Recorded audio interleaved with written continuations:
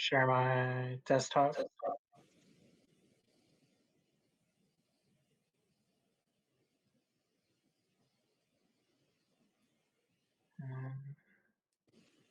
So I started Aframe Online Hacknight 4. Let me.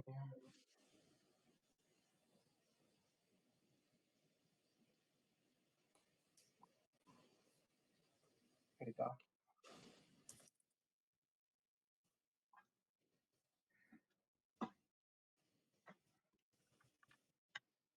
All right.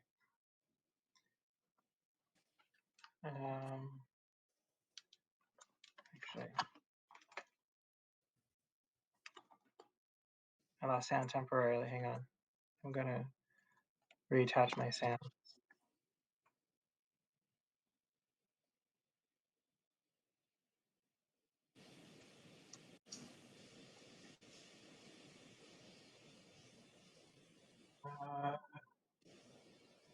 Okay.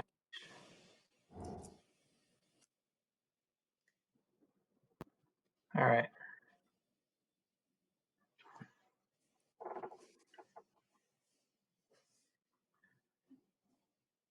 All right. Well, welcome. Let's see. Where's my video? Oh, well, I'm sharing my desktop, I guess, right now. I still don't have sound. That's weird. I should have sound. New audio detected. Use this. Yeah. Use this. Yep. Use. Actually, the microphone's gonna be the microphone array. Hello. I can hear you. The real tech. There we go. Okay. Okay. I think I can hear you, and I think people can hear me. I'm guessing.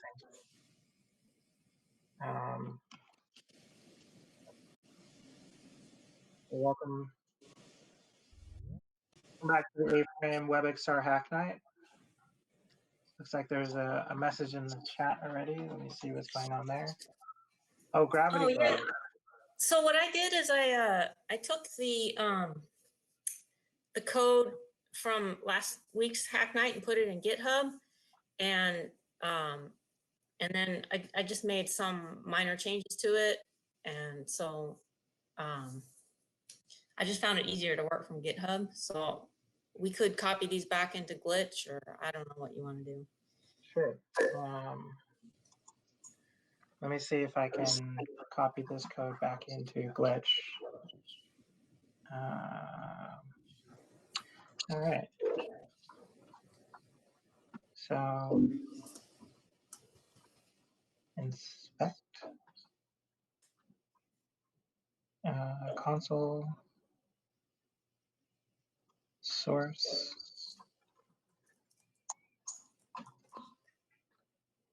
All right.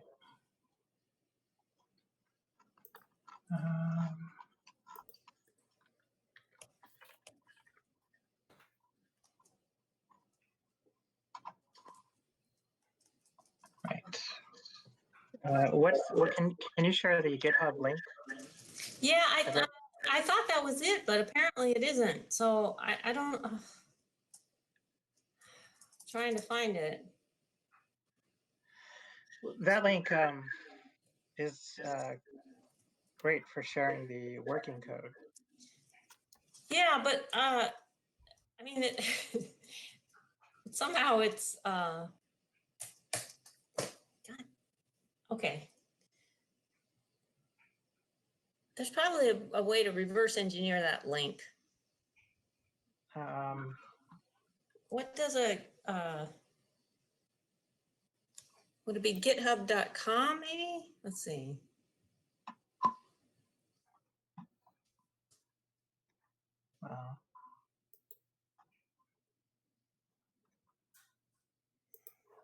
Let me see if this is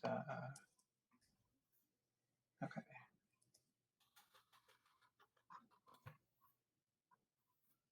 So go ahead and let me start a group document so we can share files. Nope, that's not it. Okay, so let's see, github.com/Aframe Hacknight, I think.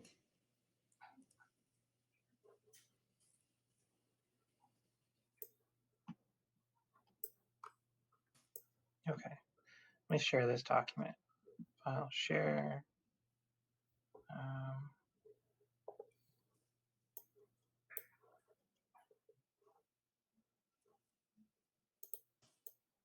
Here's the Okay, I'm going to add in a link for the for a document that we can work from today. Let me go to the chat and let me put this here. Okay, so let's go ahead and pull up the glitch, the GitHub that you started, and we'll look at that. And let me switch this to my computer. Okay.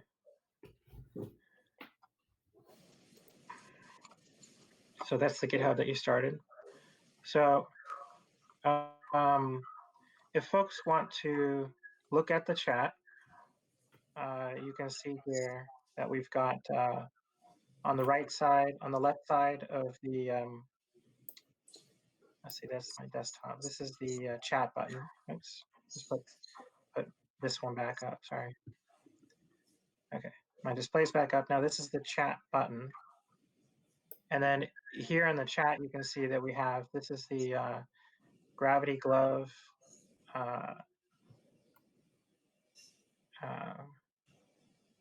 Aframe page that's now on GitHub.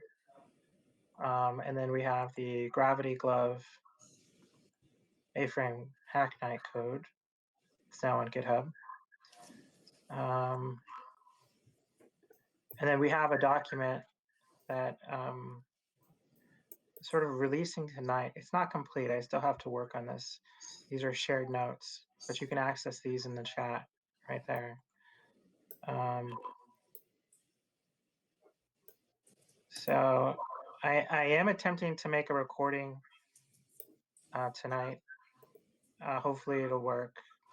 First 2 times it didn't work, but we've got, as you can see in this document, we've got the links to the code from the first Hacknight, the second one. Let me get the, let me duplicate this page. And, okay. So I just made that announcement. Let me go ahead and change the switch project. So all I'm doing is pulling the code from the third Hacknight, which is actually, let's go to share, which is actually what's on the GitHub right now. Invite others to edit, so you can get that. That's what we can join that. Let's grab the code. Actually, the one you want to see the code with is going to be here. So this was the code from the third Hacknight is now also on GitHub. Here's the glitch, original, and then we'll add the GitHub version. So we've got to grab this, grab this, copy, and then play the GitHub version. And that was this code right here. Copy link. All right. Okay. Let's see. So we've got, let's put that up here. Micah, I tried to open that doc and it said that I needed to be approved. Then so did it? It's like it's going to ask somebody to send me an email. Is that what you intended? No, but let me see if get link restricted. Only people change to anyone with the link. Get link copy. So it should be, the situation right now should be that anyone with the link can view, and it's not restricted. And I believe I just I changed. can see it now. You can see it? Yeah, thanks. Okay, great. Okay, let me go ahead and move this to the side. All right. So do you want to recap what changes you made to the? Sure. Okay. Just three things basically. One is I improved the logging a little bit. Remember how there was the two separate VR log functions. So if you log to one, it would clobber everything from the other one. So so now it's not like that. If you would log, oh, I see. Okay, so now you can, when you do the log, actually, let me go and open the, put this one in the background. Let's see. Okay, so if I go there in my Oculus, which I'll do, then I can see that it's not the,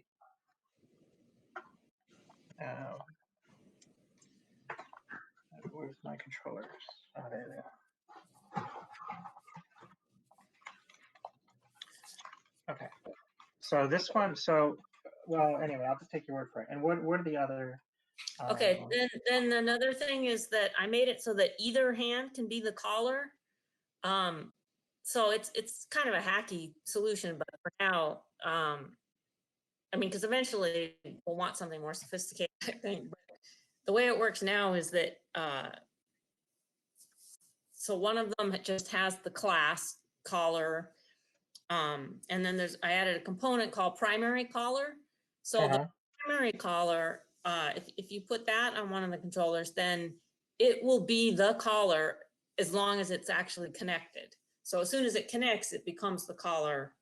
So the way it's set up now is still the right hand is like if you look at the HTML, Yeah, the right right hand. still it has the class caller, but left is listed as primary caller.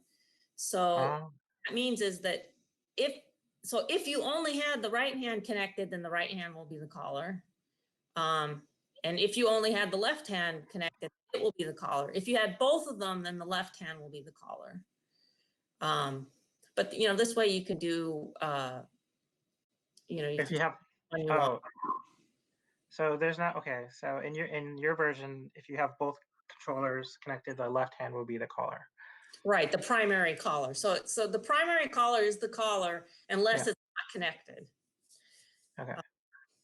So that's the second thing. And then the third thing, I fixed the bug with the direction. Remember how the direction was always right? So what do you mean? Well, it should be left, right, up, or down. Yeah. But it was right. Yeah. Okay, so I fixed that so that I just in the code for getting the angle, I had to do that same thing. This is in the new thumb controls if you want to look at it. Oh, okay. Remember the thing with the axis where you have axis 0, 1, 2, and 3? Yeah. Okay, so I had to do the same thing for the angle. So now it works right. So that's all I did. Wow. Well, that sounds like a pretty big deal, actually. If we're getting directions, then let's see. So these are the new thumb controls. This is the JavaScript. I think that's the debug part that you're looking at there. Oh, get direction. Get event listener controller connected. now. What are you looking for? Are you looking for the part that I fixed? It's get angle. Yeah. Get angle. Let me do a search. Get angle. Degrees. Yeah, so all I did is add line 227, basically. 27. Huh. I mean, you know, and the if statement. So before it was just always doing 1, 0, and now it checks the type. Nice. Okay. Well, I would like to try this in the Quest. And yeah, so I haven't tried it with any other types of controllers. All right. Let me take off my hat for a second. And right now I'm trying on the Oculus Quest. I turn down the volume to 0. And let's go to change Guardian. Confirm. Stationary. Confirm. Browser. Okay. Let's go to new tab. And let me type in this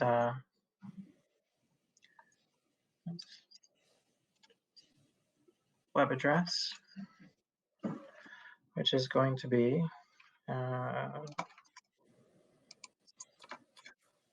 Aframe Hacknight.github.io. Aframe Hacknight.github.io. And oh, but then there's more. It's then / gravity glove. Gravity glove, GLOVE. And that's it. Enter, go. All right. So let me enter VR. I'm going to allow WebXR. It says, okay, so left hand is now the caller. Okay, the right hand is still calling though. That's interesting. It is? Yeah. Well, you can click either one. All it does, it's which one it goes to. Oh, okay. Oh, I see. So it's going to my left hand, or even if I click the right hand. Right. Okay. So, I mean, eventually, of course, we would like it to go to either hand, depending on which one you click. But that, you know, I just wanted something quick and dirty, mainly because I often have trouble with my right controller, so I want to be able to use the left one. Okay, so now we've got, I'm using the thumbstick set to the left, thumb direction set to right, direction set to up, direction set to down. Well, that's cool. So we got the left, right, up, and down. Left, right, up, and down. Now I'm curious if this is going to work in my Oculus Go. That would be awesome. Let me see if I have it on, and then if I do, then I'll try it real quick. If not, then I'll just skip it. Okay.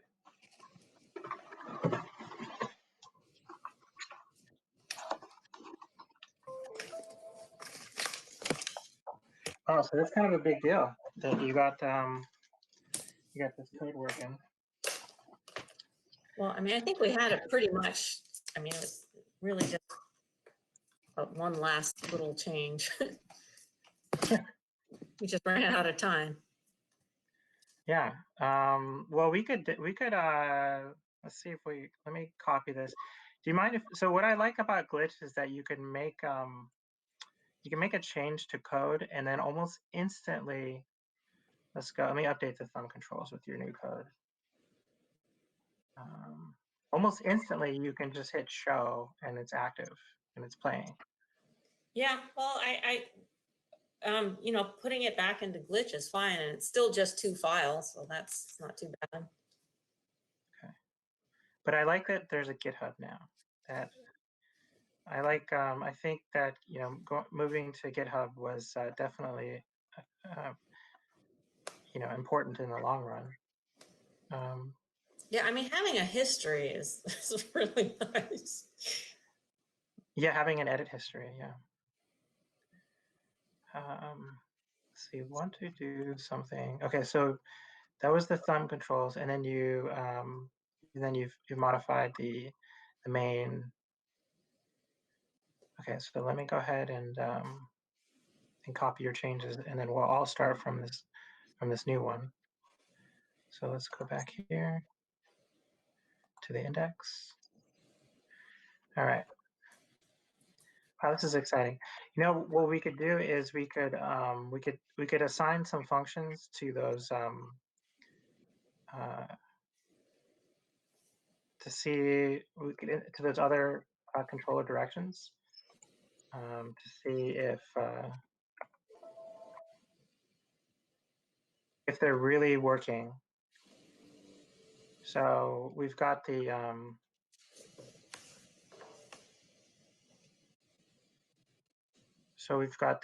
so for example, like we should have like these. We have this component, the thumb movement controls, and ideally we would see the VR logs activated. Yeah, And they're showing up in the oh, log. they are showing up. Okay, let me see again. One of the things I want to do is actually connect my get SideQuest going, because I can actually show you what I'm seeing in the Oculus Quest with SideQuest. So let me I can show you what I'm seeing, and then that will give you some insight. Maybe I don't know. The literal instance of insight. So you're seeing SideQuest right now, and I think I can wirelessly connect via wireless.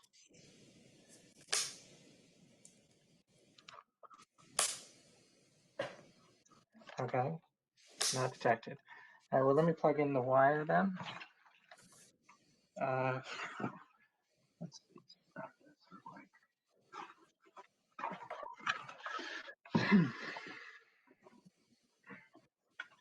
Okay. So hopefully in a second, I plug this right here, and I plug this right here. So now it should say detected. I hope. It's detected. Okay, good. Now let's see if I can play stream from your PC to your headset. Okay, let's just start the stream. Okay. So you should be able to, let's see.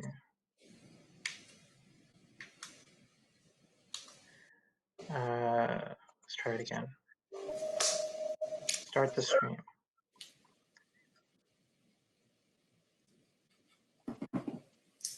Oh, maybe I have to actually be looking in the headset. No? Let's close the Steam. I don't know why Steam's open, but that's going to eat my system resources. Come on.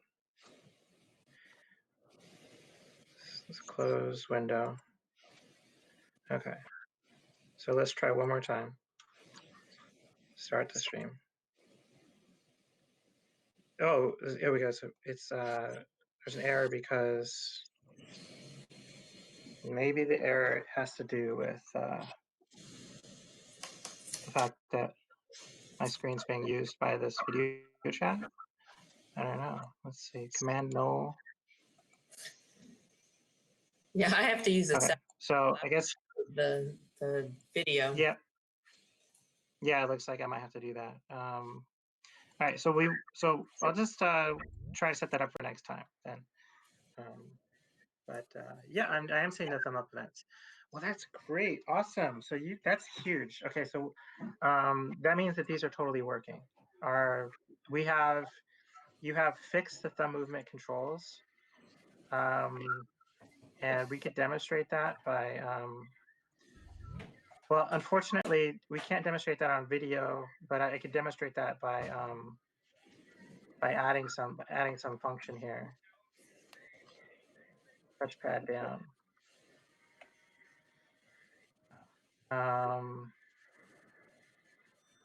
Let's see. What if we make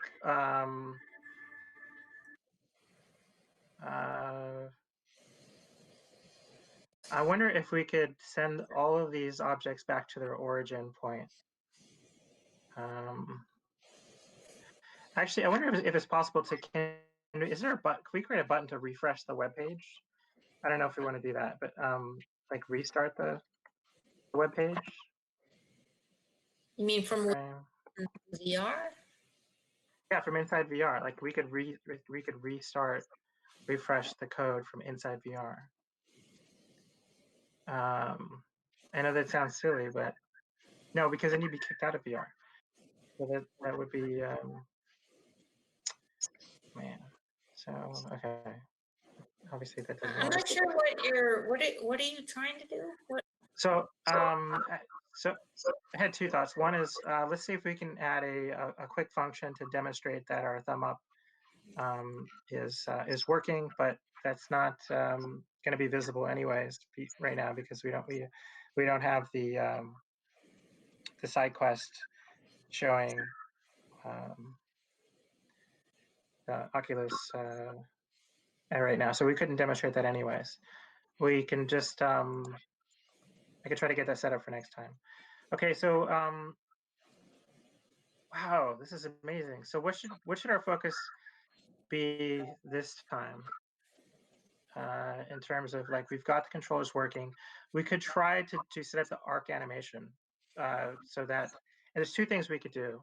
One is we could try to animate a curve into the pole because these are gravity gloves, right? So when you click them, the item is supposed to arc upwards, and then you can catch it. And actually, the gravity gloves are more complex. I was looking at the video. It looks like they're yanking backwards, pressing a button. Let's see, gravity glove detail. Okay, so they're pressing a button, yanking backwards, and the item arcs upwards towards the glove. Then they catch it in midair. And when they let go of the grip button, physics is re-enabled, and it drops to the ground. Right. So right now, all we have is you press a button, and it comes to the controller. Right. So these are a lot more. There's a lot more. Let me add some spaces here. So there's yanking it backwards, and then the item up toward it arcs upwards towards the glove, and they catch it in midair. And then when they let go of the grip button, the physics is re-enabled and it drops to the ground. I think we've got the video here, and I can show you that that's true. The video is not that long. Or let's see. And then we've got to let's see. See, so let me skip forward a little bit.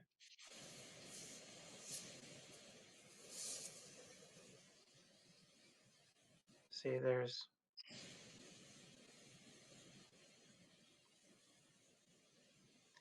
the item arcs towards them. So they're yanking it backwards. You see that?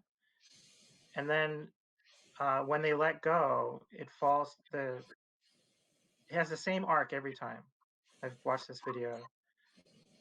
Here's a good demo. So it arcs towards them, and when they let go, it falls down.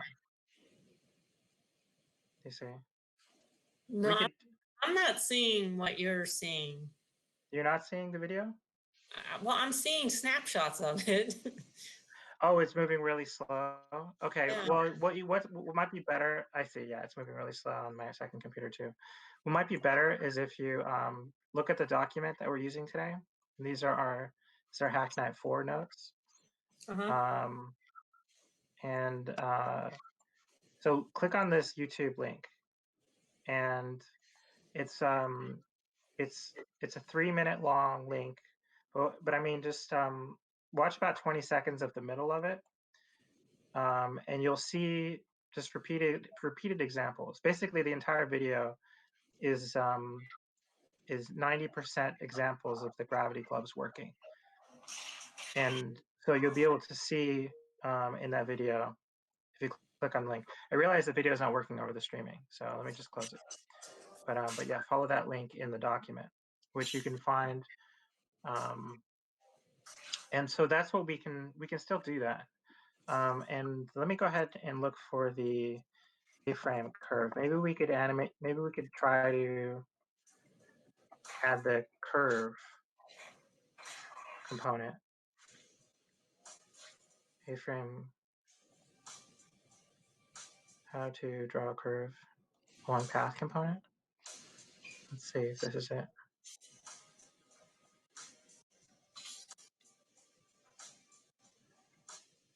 And okay. So a curve component to draw curves in A-frame. No, that's not it. I think this might be it.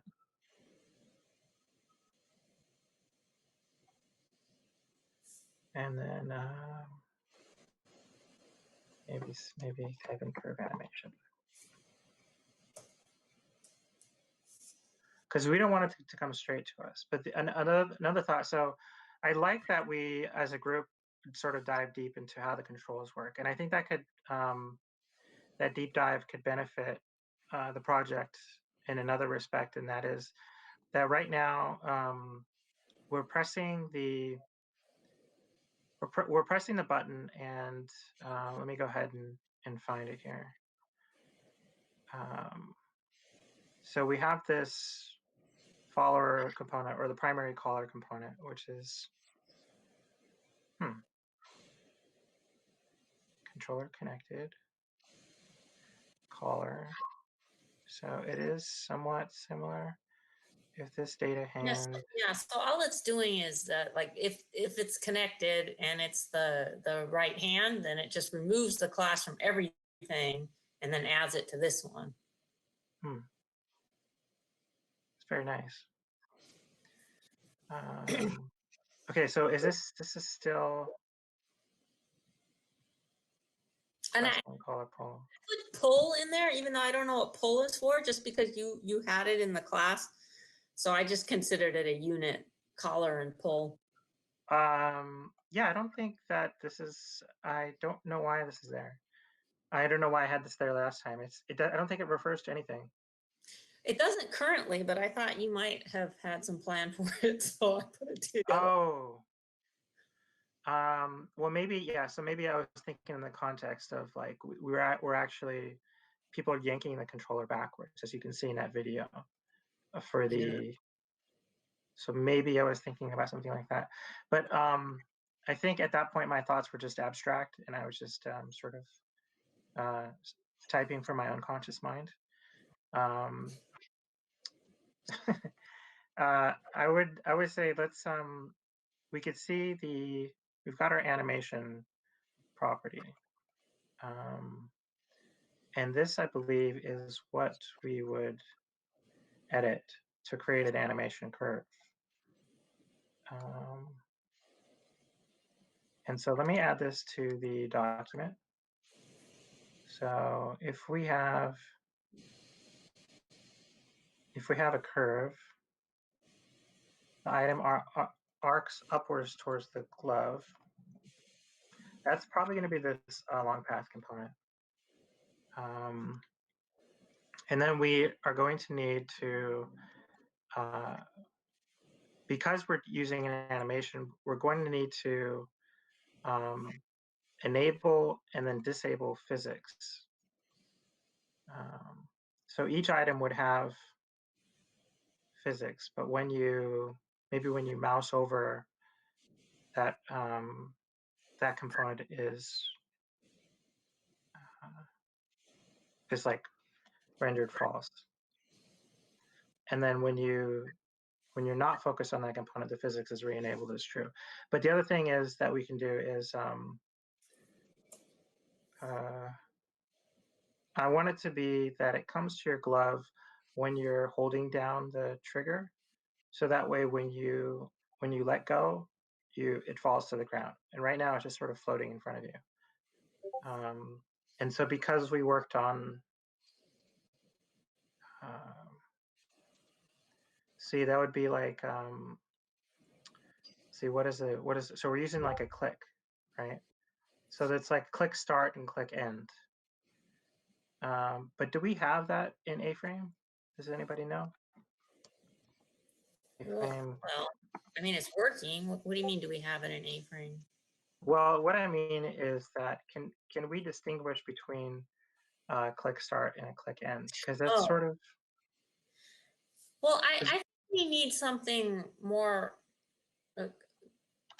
complicated anyway, right? I mean, we need VR events, not just, I mean, because click is just a way to kind of fake it, right? To use mouse events. So I think we're going to want to do the, yeah. You know, where you have events that are more like, you know, trigger down and stuff like that.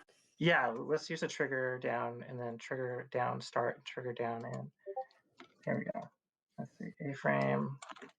Although that might mean that the debug thumb controls might not work anymore, which maybe is fine, but I'm not sure how that works.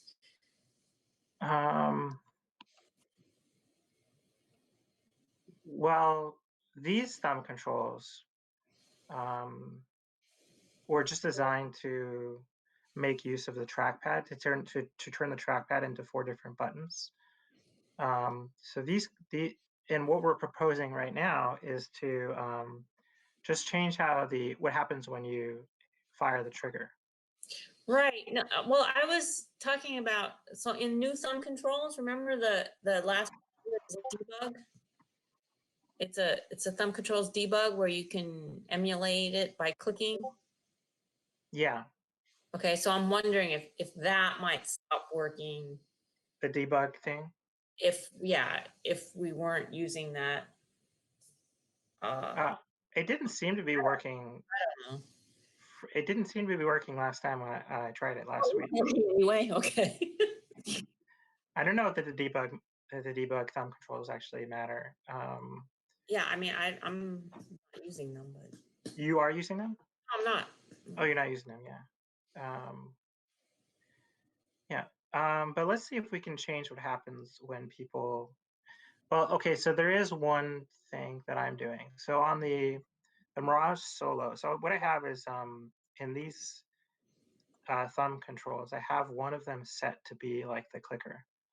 And the reason is because the Mirage Solo or the Daydream controller has only the touchpad that you can use to interact with. And so I'd have the one of the press up on the touchpad, you teleport.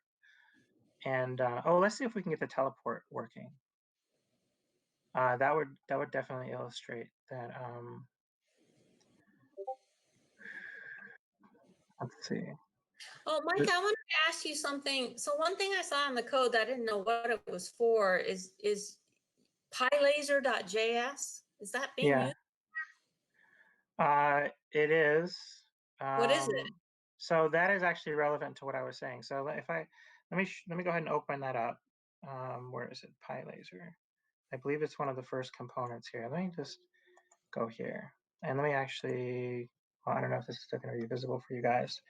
If I make it a little bit smaller, is it still visible? I can see it. Okay. So if I click on PyLaser, let me open up the code. So basically, this is similar to MyLaser. And let me put this in here. And so I copied the code from MyLaser, but I changed it so that so that in every controller, the thumb upstart and the down events were thumb upstart and trigger down, and the up events were thumb ups and trigger up. And this was designed to make it so that um, the whole touchpad wasn't triggering click events, basically. But so like on the Mirage Solo and the Oculus Go, you have a touchpad, and if you assign a different event to each part of the touchpad or the thumbstick, on the touchpad on the mobile devices, the Go and the Quest, the whole touchpad, if you click it down, it functions as a click event.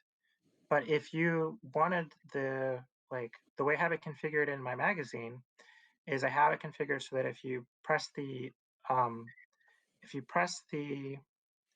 on the mobile devices, if you press the thumb up, then no, on the mobile devices, if you press the thumb down, then that triggers a teleport. If you press thumb left or thumb right, that turns you left or right. And then if you press down, that is a laser pointer, or the same as a click event, or the same as a trigger event. On the Oculus Go, you have the trigger. You have a trigger button, but on the Daydream controllers, you don't have a trigger button. So I made it so that one of the 4 directions on the touchpad was your trigger clicker, and that way the other 3 directions. What this really does is it takes the other 3 directions, and it basically says, you're not gonna use those other 3 directions for the clicking. You're just going to use them because otherwise you could have a teleport, but the teleport would be simultaneous with clicking. You could have a turn right event, but that would be happening simultaneous with the click event. And so that's why PyLaser exists. That's what it does. And yeah, I did that a long time ago. But let's see. Yeah, so that's why that's in there. And then we could get the teleport working on the up button. So I think it is thumb upstart.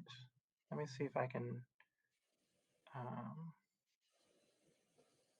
So it might be working now if I just go down to teleport controls and then just sort of move this into one of the controllers. Let's just copy that and let's put it in the right controller, and we'll just see if that actually does anything. Let me, folks, you can try this in your VR headset. I'm just going to try it real quick, but you won't be able to see because obviously it's not connected yet. But okay, let's go back out. Let's refresh it. And so the teleport is not working at this point. Let me try. Okay, that's not working. So let's see. Let me, okay, so that maybe I need to add something else here. Let me look at my legacy code in another window off to the side to see if I have something else in my thumb controls for teleport. Let's go to the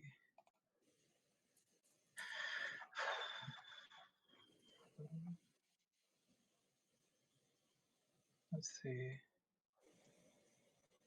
So we've got the thumb up start, thumb up end, and then we got the thumb down start, thumb down end. So no, I didn't actually add anything for that.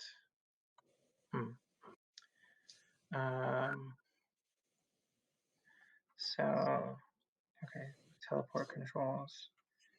So thumb down start, thumb down end, but we are getting thumb down events, right?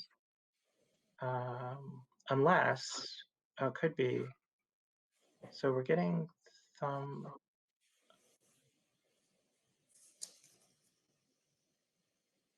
Oh, that's weird. Why do I have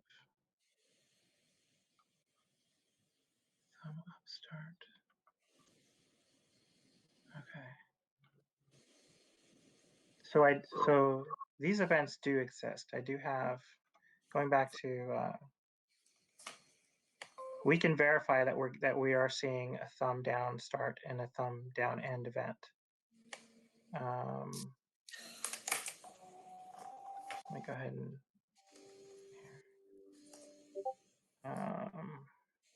but so the teleport, I guess, should be working, but let's see. I wonder if I'm getting any page errors. Let's open it up. Let's show it. And because sometimes that might be the situation. Let's Control I. See if we're getting any errors. Inspect. Why is it not inspecting? Am I doing it right? Is it Control I?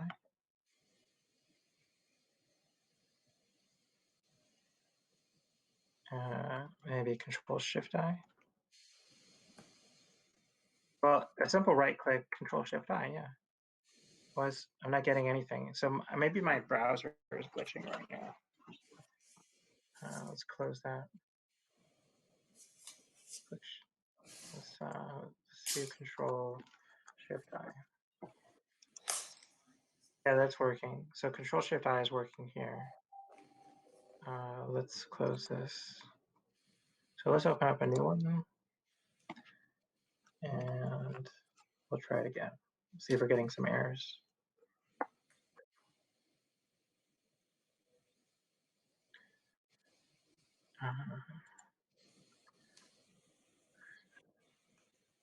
Yeah, for some reason my inspector is not working.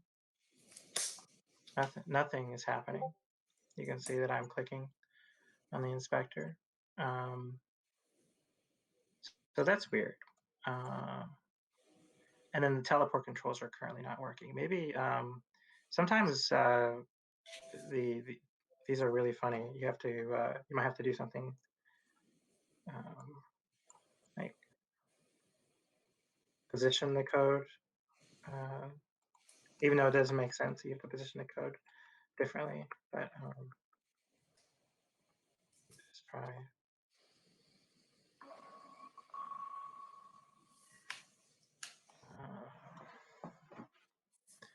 Okay, let me just look again. So that's going to be.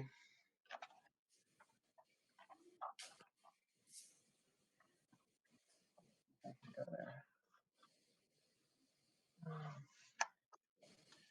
Let me restart. So right now I'm in the Oculus Quest, and I am refreshing the web page, and I'm looking at the same web page, but this time in VR. And so I'm getting thumb down start, thumb left start, thumb left end, thumb right start, right end, up start, up end. So those events are working. And yeah, but no teleport event. So, I mean, this could be something else that's different about the new Aframe. So what would be a teleport event? So a teleport event is something. Oh, you know what's missing? Oh no, we've got that. We've got the head. Teleport head. So what happens is you get a with the teleport. I do have a camera rig. With the teleport event, you get this curved line that comes out of your controller, and then you can point it somewhere. And when you let go, you will teleport to the point that you pointed at. And so you can move around the space with the teleporter. And it starts it's supposed to start when you do the thumb down start and end when you do the thumb down end. Well, I thought maybe you were talking about, like you have all those listeners in there where you're just logging something in those events. So I thought maybe you were looking for specific events just to see if they're. I'm not sure how to listen for the teleport event. All right, so you're just talking about teleport behavior, actually. Yeah, I was just looking for teleport behavior.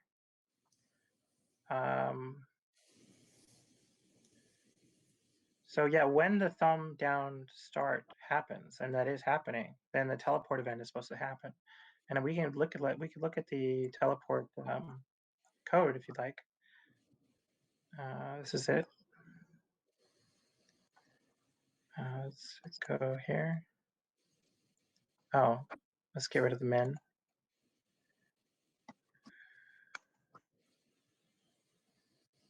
Okay. So so there's a cylinder texture, a parabolic curve, a ray curve. So the ray is curved. It's not a straight line. It's a ray that comes out of your controller. We've got this teleport component.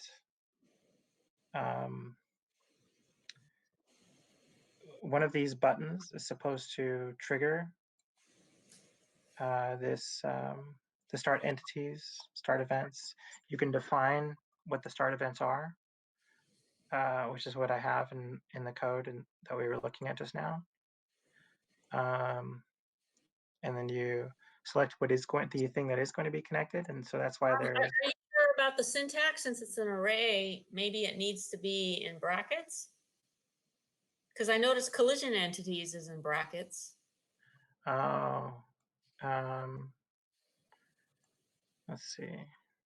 See at the end of the line? Yeah. So we've got that. I'm just guessing okay. here. Yeah. Well, we'll give it a shot. I mean, this worked before without brackets in the old code. What did you say well for? Like that? Is that sort of like what you're thinking? Yeah, just because it says it's an array. I don't know. Yeah. Let's see. Do you think we need that for this? Do you think everything needs to be in brackets? I don't know if everything is an array. Where page that you were just looking at that said it was an array? Here. Oh, the schema? Yeah. Oh, type array. Oh, okay. So, yeah, well, you're obviously I mean, for me, okay. I didn't know that. I didn't know that about JavaScript. Collision entities is not an array. Say again. Collision entities, which is on the next line, it's actually not an array. So I don't know if one would have brackets. So right. All right. Okay. So yeah, I didn't know that about that was true about JavaScript here. That arrays need to have. Well, I don't know, because I mean, this isn't really JavaScript right here, right? I mean, this is HTML, really. So we don't have any sample code anywhere for this teleport controls? I think we could. I think we could look for that. Let's see, Aframe teleport. So there's examples in GitHub. Yeah. Basic.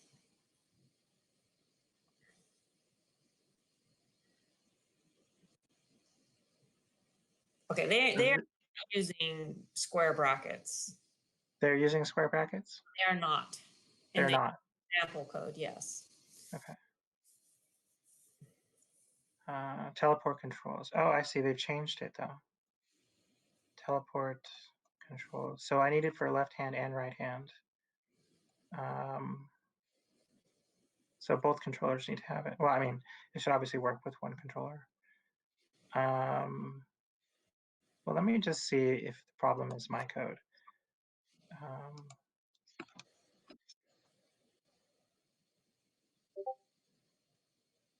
So their code would look like this. Teleport controls.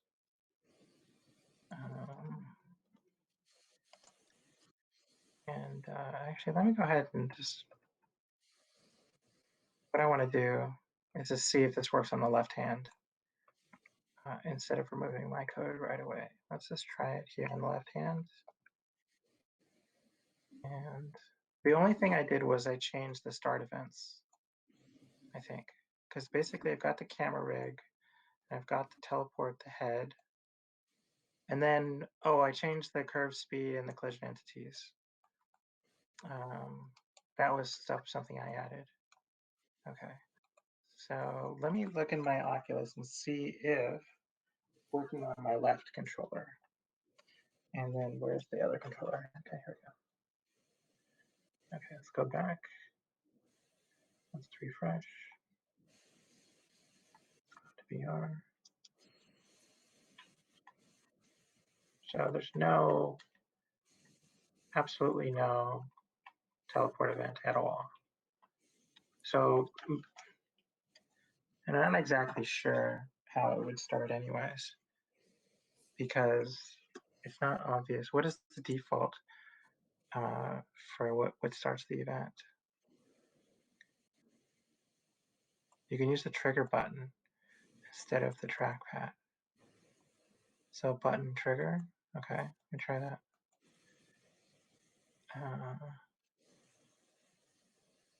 Okay, so I think that we would do something like trigger. Does that make sense? Okay, let me just refresh the Oculus real quick. And okay, let's go back in. So the trigger button is not doing anything. In tech direction set to left. In tech direction set to right. Huh.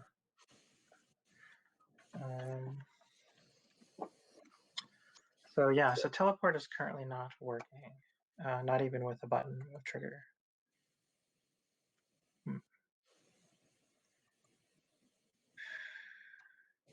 Let's see, frame inspector. A-frame component. So I wonder if there's an issue with it not working with the latest code. I mean, for argument's sake, if we rolled it back to like A-frame 1.0, I wonder if the teleport would work. Should we try that just for? Sure. So it'd be nice if we could find some sample code somewhere.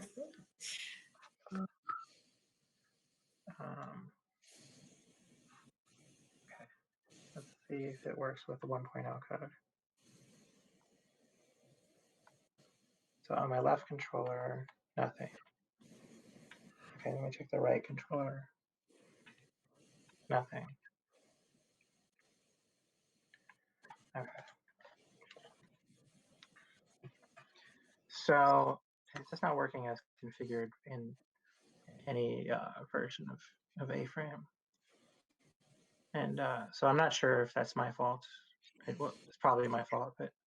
So he's using 071 is the A-frame he's using, so maybe it just doesn't work. I have teleport working in A-frame 1.0.0 in another page. You mean this particular A-frame teleport controls? Yeah. Okay. It says if you use A-frame environment component and you want to teleport on hills. But I have it working in a weird way. Like it's not connected to the controller. It's like above the controller. Well, I just looked at one of the examples, so maybe he's got like half a dozen examples. But none of them is more recent than 3 years ago. So obviously none of his examples are going to support it. Yeah.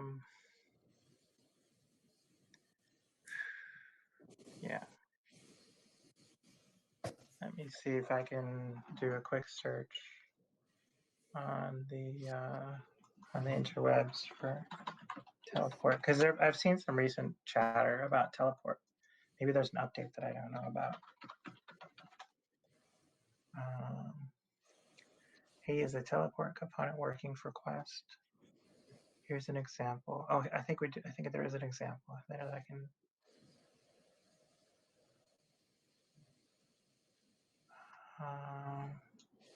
That was from May 9th. So let's copy this link. Okay, and then I'm going to put this in the chat. Oops. Okay. So that is supposedly a working example of teleport. If that doesn't work for you, here's another copy link. And let me see, here's another thing we could use potentially. And then that's the street mix one. Actually, yeah. Could you paste them in the doc? Oh yeah, yeah, I will. Let me go to the chat. I initially pasted them in the chat so that I could copy them to my other computer. And yeah, I just don't. When I try to do the video on both of them, it gets screwed up. So oops, let me go ahead and right-click and paste without formatting. Okay, so then we've got our two different links. Let me activate the second link. Okay, well, the street mix one, I know that one's like really complex. I mean, that's not a teleport demo. I think let's see, what did he make there? So, I mean, we can at least look at the code. Let me do just a search find for teleport.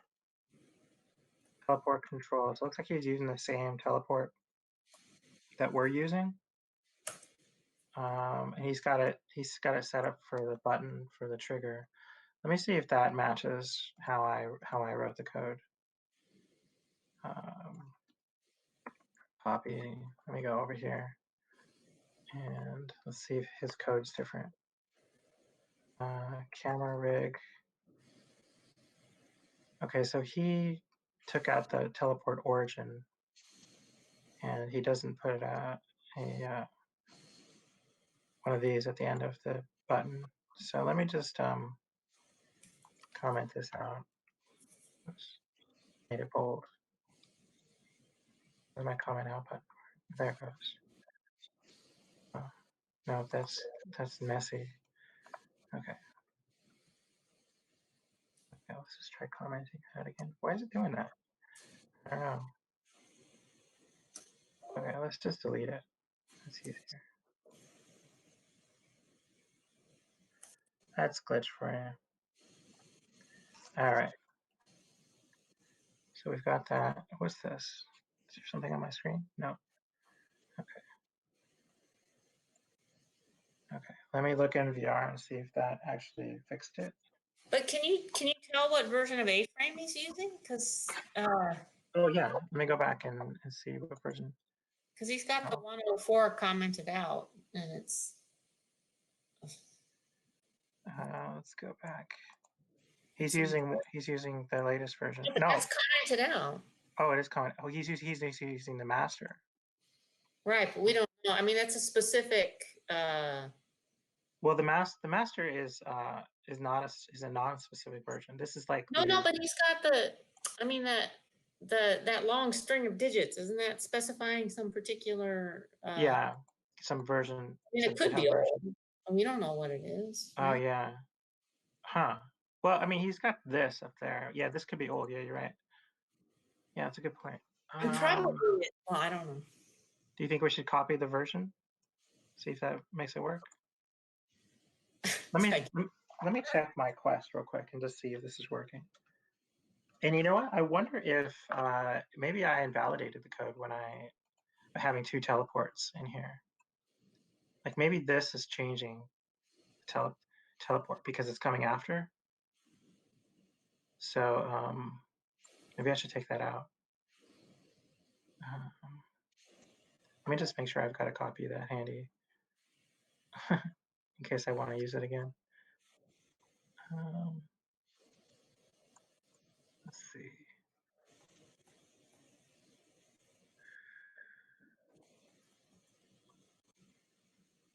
Okay. Let me just go to teleport.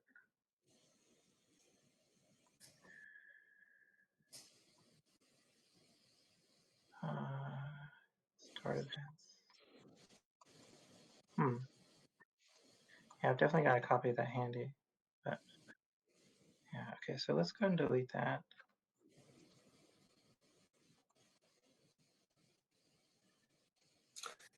Okay, so I just looked at the other one, the other link that you put up there, and he's using 104. He is? Working, but I'm looking at the example and it's Aframe 1.0.4. There's no link though to try it out. Well, I just put his code in and it's not working with the trigger. So I don't know why it's working for him, but not for us. Do you have a trackpad too? Because I think trackpad is the default. I have it set so that the trigger button. So the trigger button is what he has set in his code, and I just copied the same thing. Oh, okay. But I don't know. Maybe I should use the exact same master version that he's using. So wait a second. What is this? Teleport control, start events, collision entities, ground. Oh no, this is our code. I'm like, yeah. All right. So maybe I should copy this right here. So I'm using the same exact version of the frame that he's using. So we will comment out this script, and then we'll add in this script.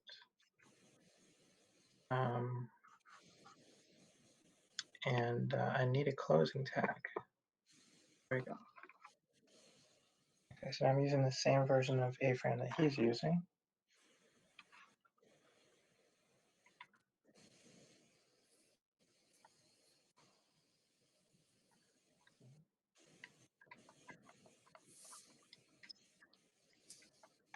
So yeah, so the trigger, the teleport still is not working, even though I'm using the same code that he's using.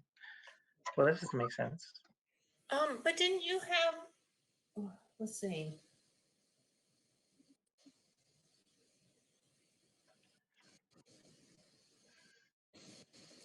What was that code that you were just looking at that had the extra teleport configuration? Can you want to put that back? No, I'm just, where was it? I mean, that's not in it wasn't in the hand. glitch code, was it? It wasn't in the what code? The glitch code where you had the, oh my God. You were just looking at in the glitch code where you were looking at some, so this code right here, right? Yeah, did you just copied that from somewhere else, right? No. No, there was a like this, so an enclosing so the code that is default, I think, is just this camera rig and teleport head, teleport origin head, and then I believe that's the default code. Let me look. I'll show you the Fernando version. Yeah, camera rig, teleport origin head. That's sort of like the default code, just those two settings, right? Okay. But you're not using that anywhere, right? No, well, technically I am. So but technically, I mean, not just those two. You're using it along with the start events and yeah. stuff. So these are additional the curve shooting speed and collision entities are additional properties that you can modify if you look at the teleport code, which is here. Right. But I thought you wanted to try to do exactly what he did to see if it works. So yeah, I did. So I actually deleted this code, right? I deleted it. And then this is his code. So his code is teleport controls, camera rig, and button trigger. And if we look Okay, at and you his, tried that and it didn't work. yeah, that is actually his code. Okay. If we look down here,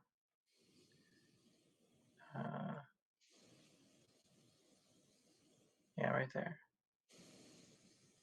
Teleport controls, right there. Okay. That's what I copied over.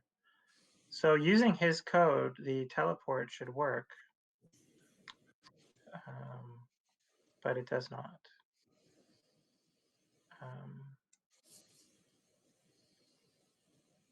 And is there a link for that one to actually try it out and see if it works? Maybe. Let's see if we can index.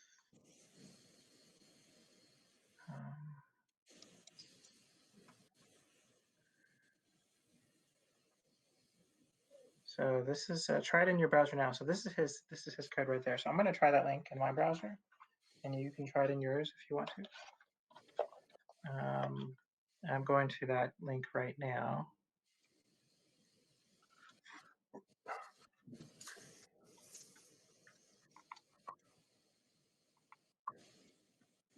Okay, let me open up a new tab.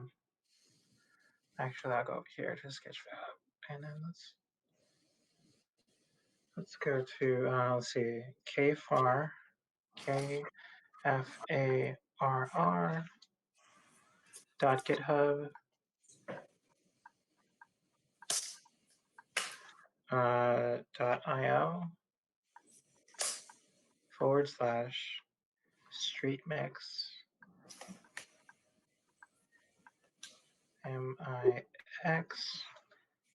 3D 3 lowercase d go. All right, so let me enter VR.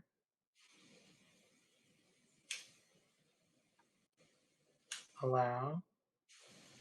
It doesn't seem like a truck. Oh, I'm like in the middle of the train tracks.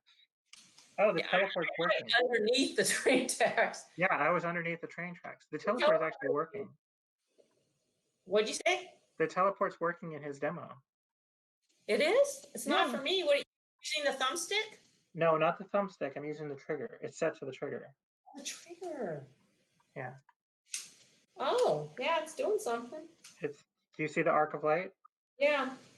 And if the arc of light is green, then that means that you can teleport somewhere. Oh yeah, it's working.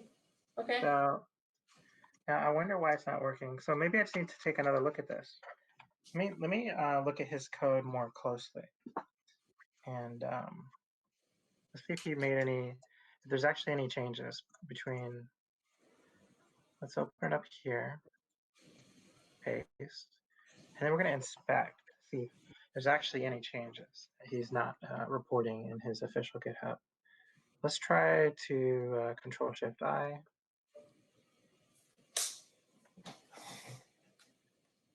Okay, so now Control-Shift-I works. No idea why. Okay, sources, index. That's kind of what we want to look at as an index file. So he is using this version. This is version 710. Let me just copy. Can I just copy this whole? Yeah, copy that. Let's go back over to our code, and then let's see if it's the same. So that is in fact the same exact code. All right.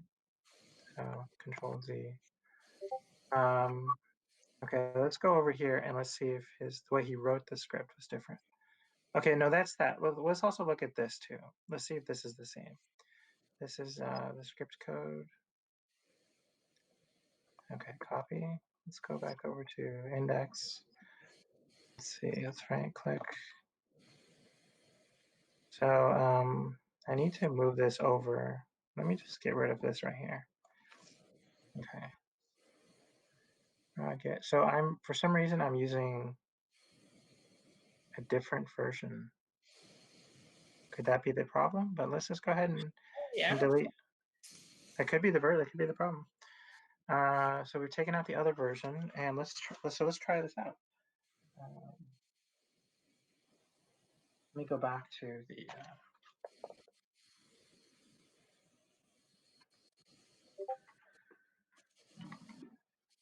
Okay, let's resume. Okay, and let me turn that.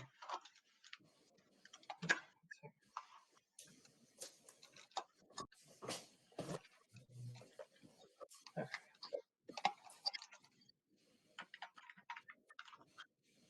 So you know what I just realized is I am not using.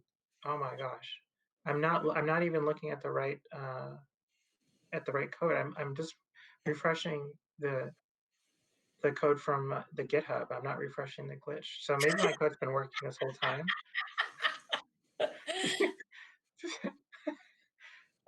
Oops. All right. Yeah. All right. Well, I'll try it. Yeah. Okay. Now let me make sure that I'm using the right code now. Oh my gosh. Can you believe that could have been the problem this whole time? Okay. So the teleport's working here. Okay. Now let me go. Let me just put my code back in there because, sheesh, it may have been working this entire time. Go back to here. Copy. Okay. Wow, that is just the silliest mistake of the week. All right, let's try this. Okay, put that in there. And what's it saying? What's this error? Special characters must be escaped. What do I do? Oh yeah, I need to have a closing. Have closing tag. Like that, right?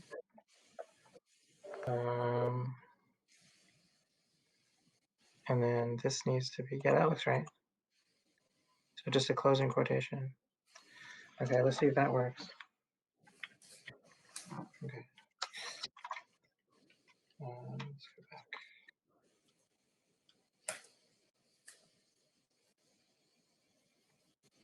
Okay. So now his teleport's working. My teleport's still not working. But also my thumb controls are no longer working. So did I actually? Huh. So let me see if I can do a little bit of restoration and figure out why my thumb controls are not working. So teleport controls. Let me make sure I refresh that page now.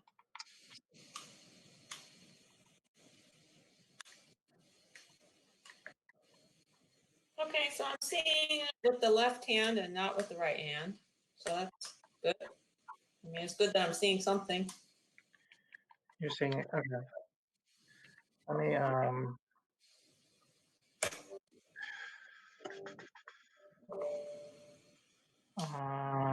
you're seeing the teleport with the left hand, but Yeah. the thumb controls are no longer showing up, whereas they were before,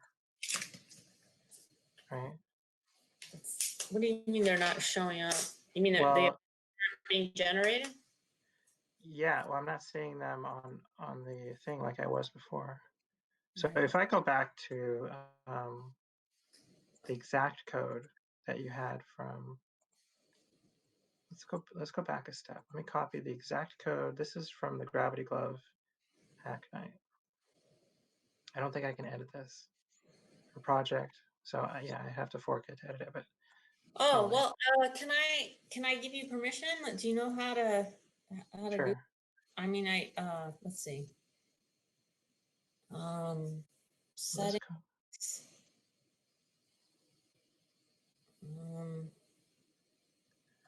Okay, let me just see if I use the exact code that we had in there. Refresh. Manage access. Oh, that's weird.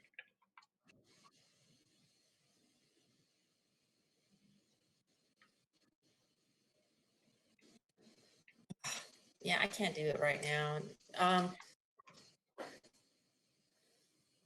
Well, that's weird. So I went back and I just I copied all the code that was the exact way. New thumb controls. Oh, wait. I'm messing this up totally. Okay, so that's the thumb controls. Okay, so let me just copy this and make this the original. So this is the original code that we started with today, based upon the recent changes that you made.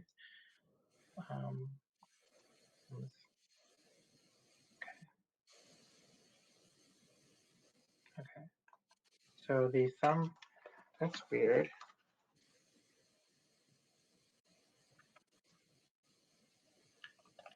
Okay,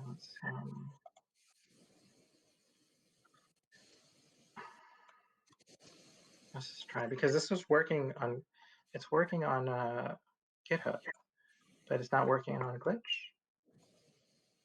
It's working on GitHub. Oh, you made a fork? No, I didn't make a fork. I mean, so based on the GitHub. It's working? No, I didn't make a fork. I mean, you know how you can run a version of your code on the web? So what I was actually.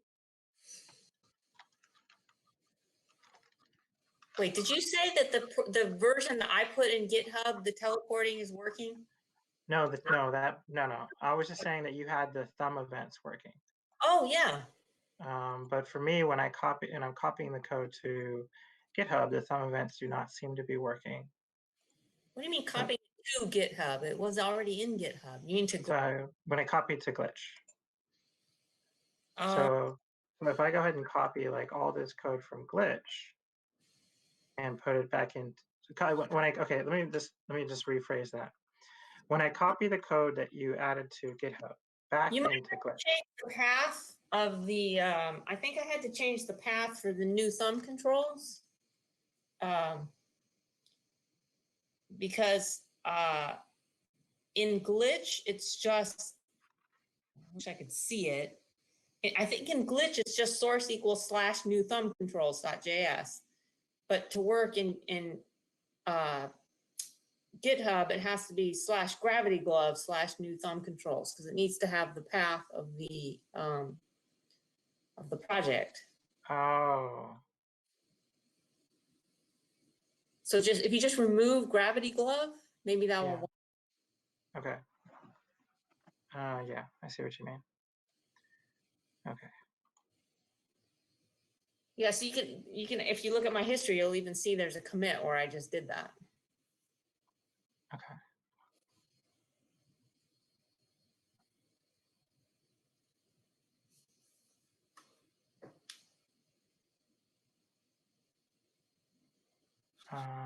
Okay, so let me try it. Let's see if it's working. Thank you.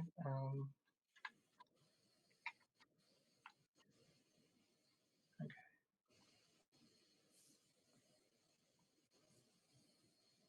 Yeah, everything's working. Okay, good. Great.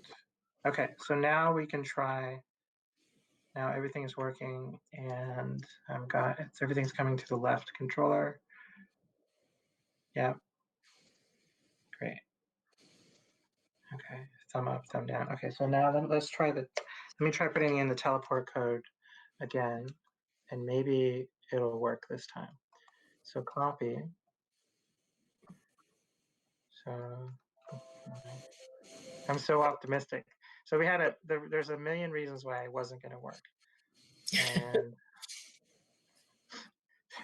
gosh, this is the silliest day. All right. And let's try, let me just take this entity out. Okay. And let me go. The one that I was talking about, the entity that didn't, that's what I saw before that I was asking you about. Yeah. Well, it turns out that the old way of doing it, oh wait, now the page is not loading. That one line of code and the page is not loading. Let me just go back and okay, let's go. Oh, oh, this is the right one, right? Yeah. So this is the same thing. So this I can legitimately delete. Right? I'm not making a mistake. Let's go over here. Yeah, this I could delete. Oh, you know what's missing is this just doesn't have the there we go. So now that's that. Okay. So let's try to refresh the page. Okay, let's see if I have teleport. Yes. Okay, now you can try this out. Right. I am so happy right now. Is it working for both controllers or which? Yes. No, well, actually no. But okay. So, but you know what? I'll put it on both controllers. Absolutely. Absolutely. Copy. I'm so happy right now. I didn't even know. Thank you so much.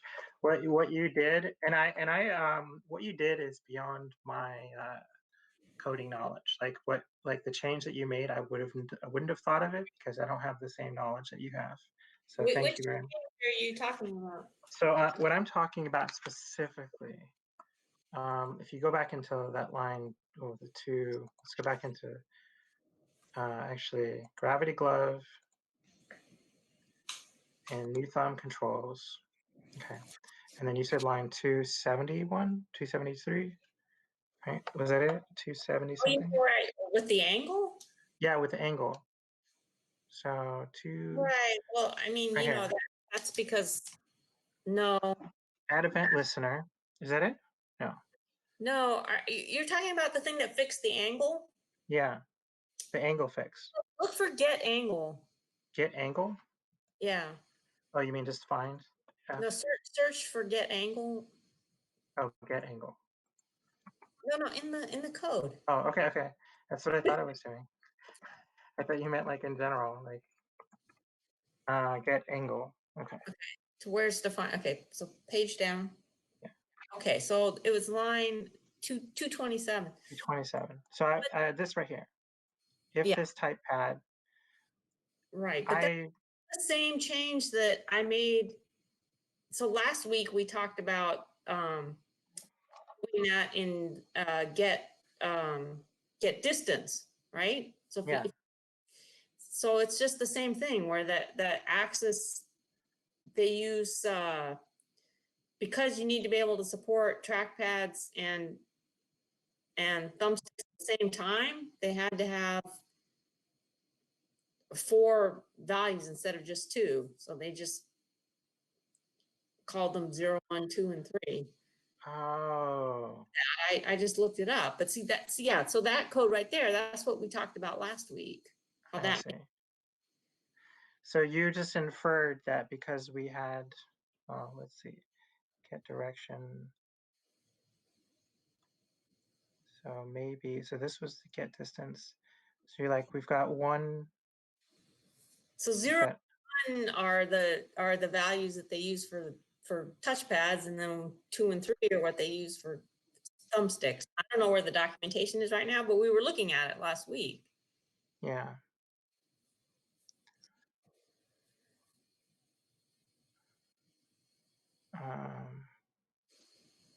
Yeah, right. That's the, I know what the documentation is. That's the, yeah, and WebXR. that's very good code because it's, it's got magic numbers in it. You don't want to have code that just says 0, 1, 2, 3. We should find out what the names of those constants are and put them in there. But, this is a hack night, so we're not doing that. All right. So, I mean, I suppose if I had, I guess it's not impossible that if I had stared at this long enough that I would have realized what was missing. But yeah, so I mean, I noticed that, okay, well, the angle is always exactly the same. And so then I went and looked at the code and got axis 1 and axis 0. If it's a type pad. And what's missing is the axis 2 and 3. So you're like, so if it's a type pad, but if not, it's 2 and 3. So so if you have you gone in and tried it? Because I believe that the teleport's working on both. Do you prefer the left hand? Is that what the situation is for you? yeah, I mean, right now they both seem to be working. You're getting teleport on both hands? No, I mean, both of my controllers seem to be working. But I was not able to, I don't know if it was working, but I'll try it again. Yeah, I'm getting teleport in both hands.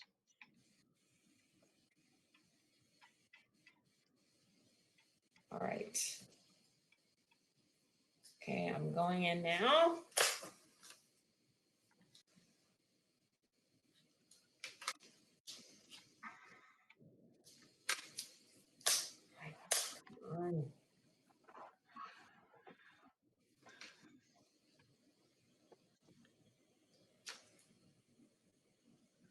Oh, but you know what's really weird?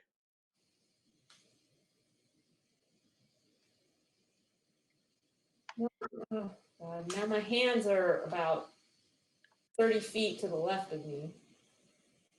Your hands are 30 feet to the left of you. Well, it's glitchy. Yeah. Well, okay. So I don't think teleporting is working, but let me try refreshing. Yeah. So when you teleport, you're basically going to pull down on your thumbstick, and it's working in the Quest. Oh, but I thought you said it was a trigger. Oh, so you changed it to thumbstick? Okay. Yeah, I can. Yeah, I changed it back to thumbstick. Oh, so thumbstick up or down, or does it matter? I have it set to thumbstick down. Down. Okay, I'll try that. Yeah.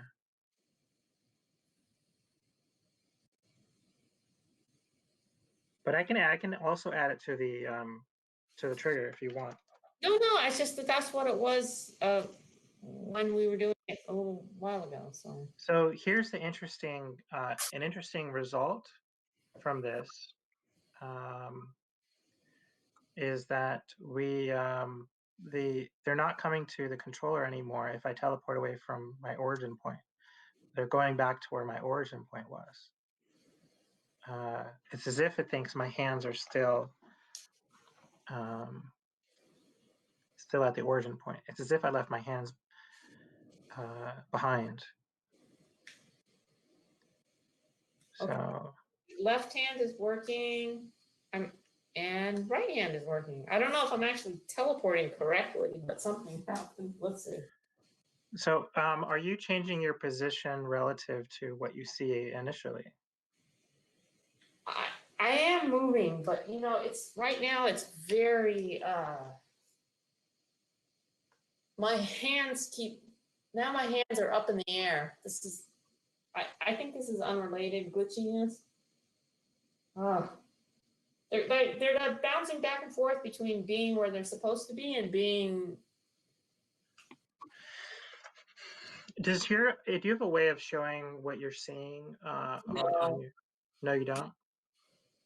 I mean, if there is, I don't know what it is. And well, with mixed reality, the headset, I think I have one somewhere, unless if I didn't give it away. Remember, I'm also doing it on a different laptop, so I.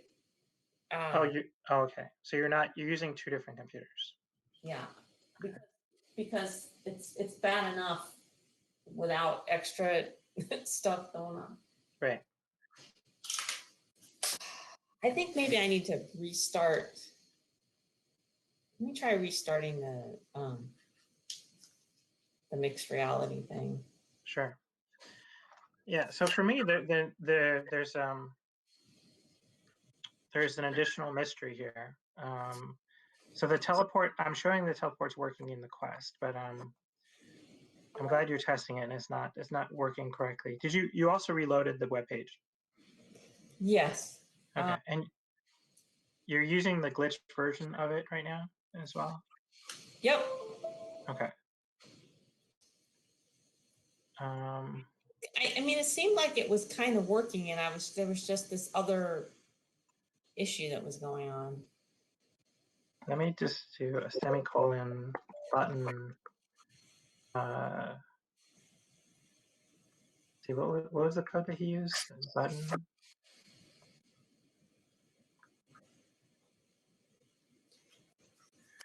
Oh, you know, part of the problem may be that it's dark in here now. Oh, let me turn on the light. Oh, you think? Okay. Yeah, that can help. It's probably not the problem, but now that I've restarted it, it's having trouble finding my boundaries. I see. Oh, trigger, button trigger. Okay, let me go back to. So I'm going to enable the left trigger button to also teleport. Okay. So let me just refresh.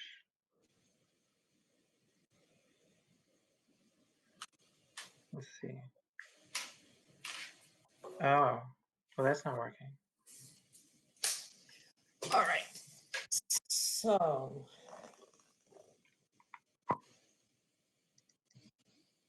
Did you just make changes to the code? Because I'm going to try it out now. Yeah, I made a change where I added a button that says button trigger. But that didn't appear to do anything. So I'm just going to refresh my page.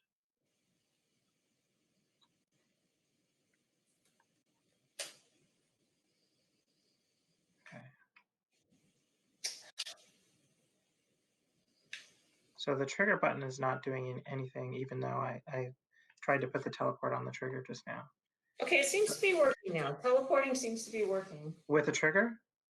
No, with the thumbstick. Thumbstick down. Like thumbstick down. Yeah. But notice that if you teleport behind the spot that you normally would go to, and then you use the click button. Oh, and then you call something? Yeah, call something to your controller. And yeah, it's going to the original location, yeah. Isn't that weird? Yeah. But if you're standing slightly behind the original location, so you get a teleport to that spot, and then hold the controller out to your far left. Do you get what I'm doing? Okay.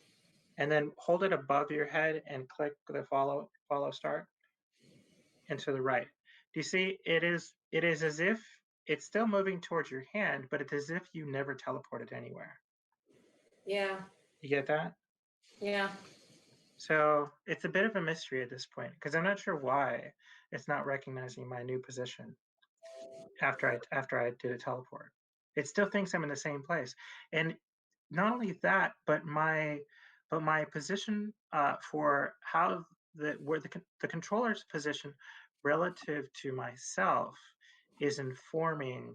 It's as if I'm actually still there, and I'm not. Well, all right. So let's make sure that the position is that it's not like computing the position at the beginning and then. So is it recomputing the position? Well, in a sense it has to be, because when I hold my hand out to the left or hit my hand above. Oh, right. So it's as if it is getting a fresh position, but it's just not recognizing that my teleport position has changed, which is fascinating and disturbing at the same time.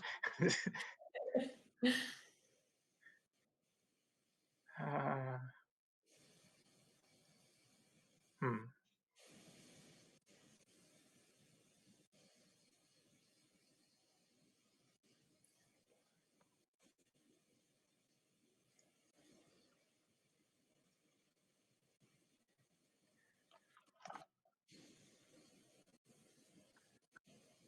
So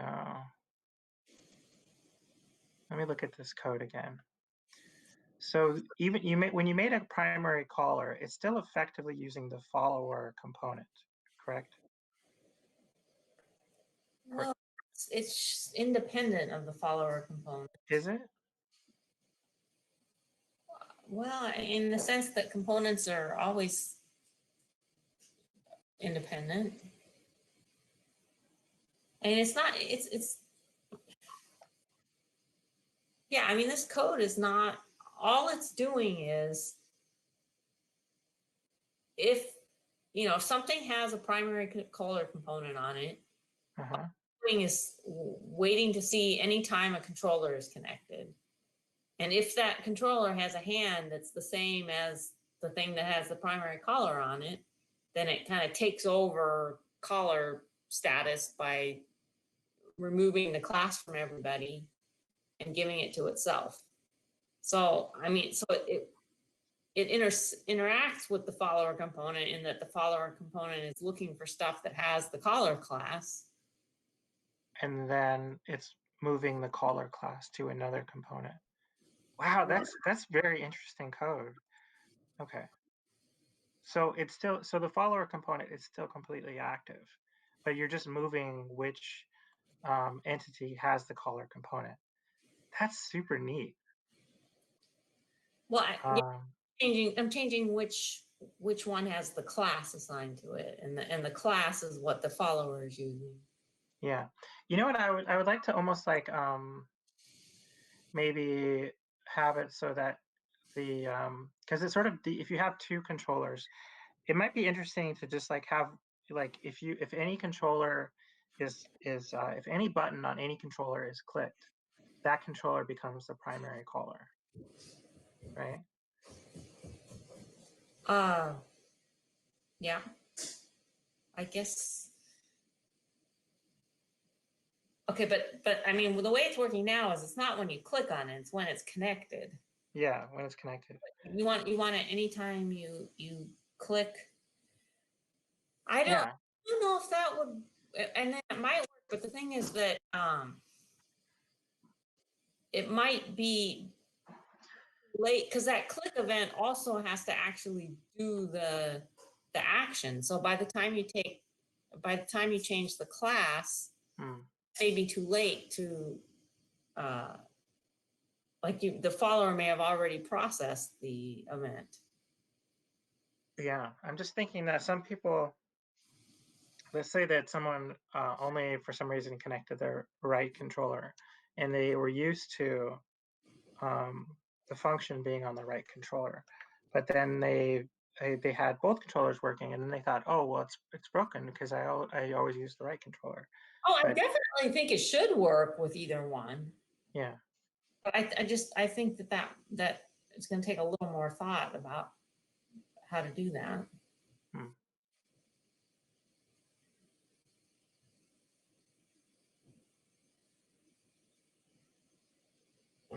I mean, one way you could do it,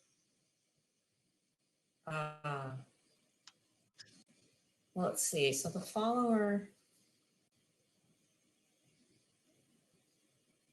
Oh, yeah. I mean, I think you're going to have to change so the problem with the follower is it's just listening for a click, right? So it can't get information from that tells it whether it was left hand or right hand, because that's just not part of a click event.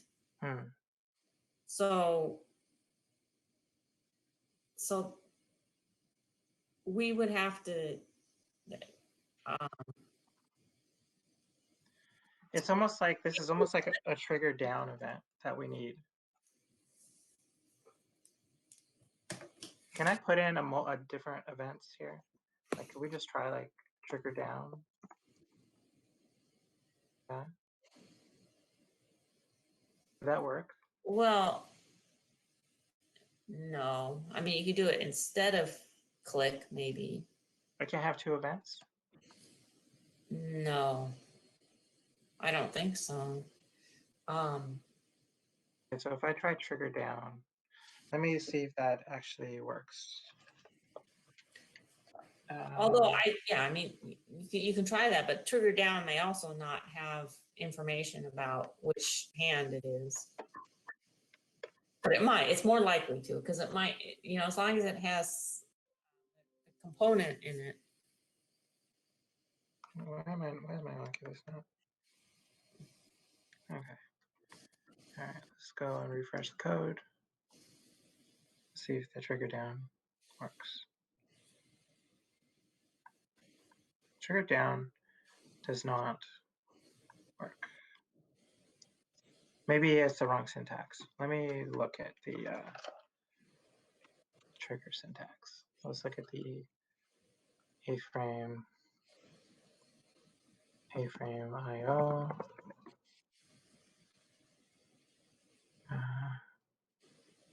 Get started.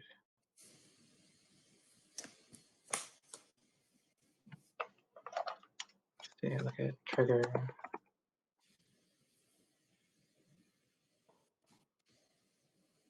Trigger down. Trigger down is an event.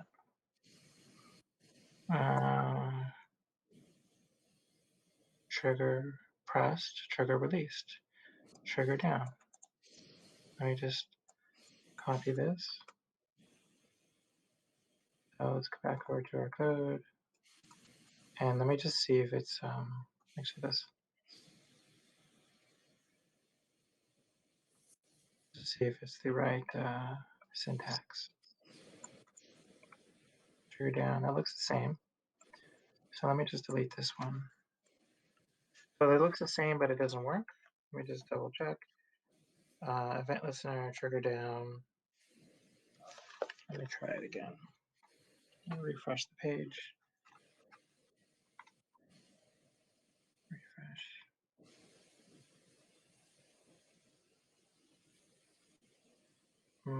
So no follow event happens. Let me go back. I don't think the problem is that you need a trigger down event that's on the follower, because it's the follower is listening for a trigger down event. So the trigger down event is probably emitted on the. Oh, so okay, let me look at the controller thing. Whereas So the click event is fired on the follower.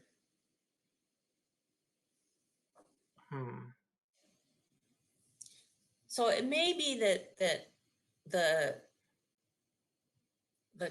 caller or so the controller is going to have to figure out what is intersecting and then fire an event on that if we want more specific behavior.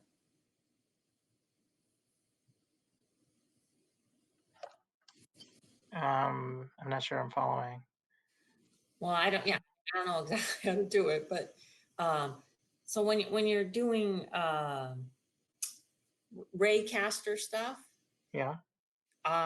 So there's two things involved. One is the thing that's doing the shooting, and then there's the thing that's being hit, right? Yeah. So the thing that's doing the shooting may look at the things that it's intersecting. So raycaster will return a list of things that it's intersecting, and then the raycaster code is deciding which one it's going to hit, and then it emits an event on that target. Oh. Target is listening for it. So, so we probably need to put some code somewhere that emits an event on the target, which is the follower. And as part of that, it will give it the information about which controller it is. Yeah. Okay, so we have, where is it? So the way it works, the way interactions work is that you have to define like interactions, I believe here, like, so the only thing I can interact with the raycaster are going to be items that have the class of cube. Right. And then so if I go up here and So if this has the class of cube, then it's interactable, which means that if I click the raycaster, then it's going to send a click event. All right, so we need to look at the raycaster code on Aframe and see maybe it's generating some events on the target, and that's what we need. Okay, let me duplicate this. So we need to look at the raycaster. Intersect object, I believe. So get intersection, objects clickable, class clickable. See, that's where it is. Oh, and then you put not clickable if you want it to be not clickable. So I wonder if, but this is supposed to be like, you're supposed to be able to put any term here on entities that refer, because you're like defining the class here.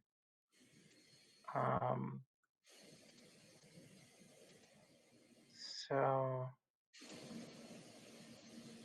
it just has to have this exact class.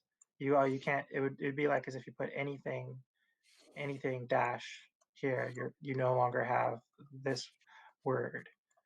And that's supposed to transfer whatever you do with the ray cursor. But the trigger down event is a controller event, right? That's not necessarily going to be transferred via the raycaster. Maybe that's the problem. Yeah, I'm looking at it, but I'm not seeing yet if there's any events that are fired on the target. Are you on the same page as me, or are you just looking at the same my screen? Aframe documentation, yeah. Oh, okay.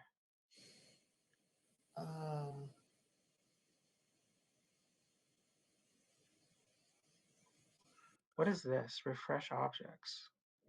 Manually refreshing the target's entities of the raycaster. So the raycaster component keeps a local array of objects and entities that the raycaster tests for an intersection. This array defaults to every 3D object in the threejs scene. If the object's property is specified, then this building array requires query selectors and additional. By default, the auto refresh is set to true. It will automatically refresh this list when it detects entities or components added. So we're auto refreshing automatically.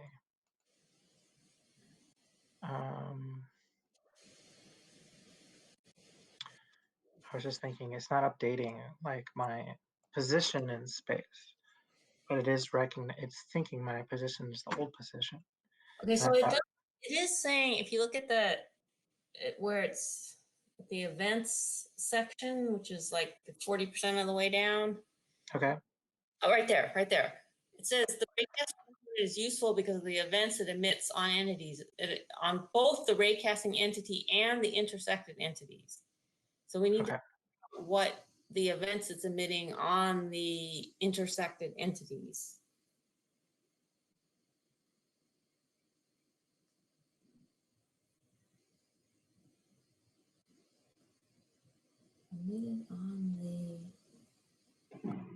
So we need to look for the event raycaster intersected. That's the name of the event. Huh. So maybe in follower, if you listen for raycaster intersected, so raycaster intersected, that would be like a mouse. That would be similar to a mouse enter, actually. Raycaster intersected and mouse enter is the same thing. I think. Because if you mean you can just listen for mouse enter? I don't think so. No, well, you could define mouse enter. Okay, let's see if we can listen for raycaster listen. Oh, there's a raycaster listen component. Listening for raycaster intersection change. So, okay, so if it's if the raycaster's intersected, Well, let's just see if anything happened. Like if you just listen for a raycaster intersected, does it even hit that code? I just put a log statement in there. All right. So this is the raycaster intersection code. Let me Yeah. just copy. Let me just copy this. See if it does anything. Where should we put it? Should we put it in the follower? In the follower, yeah. Yeah. You can make a separate. So I mean, instead of replacing that one, you could just add another event listener if you don't want to remove that code. Yeah, we'll just put it right there. Except you don't want this .l. You want follower.add event listener.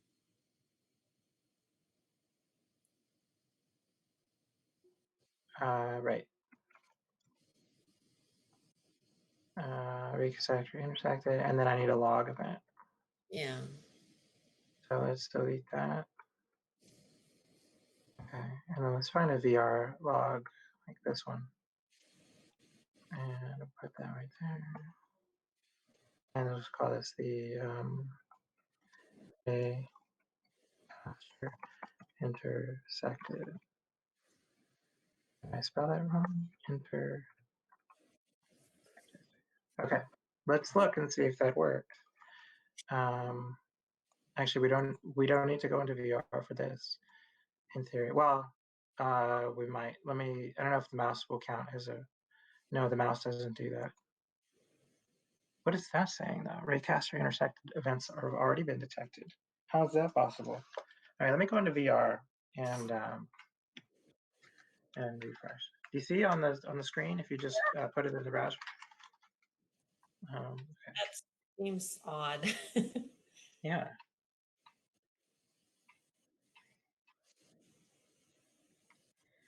Okay. Let me go out. Let's refresh. Maybe it's like there's some default ray intersections happening.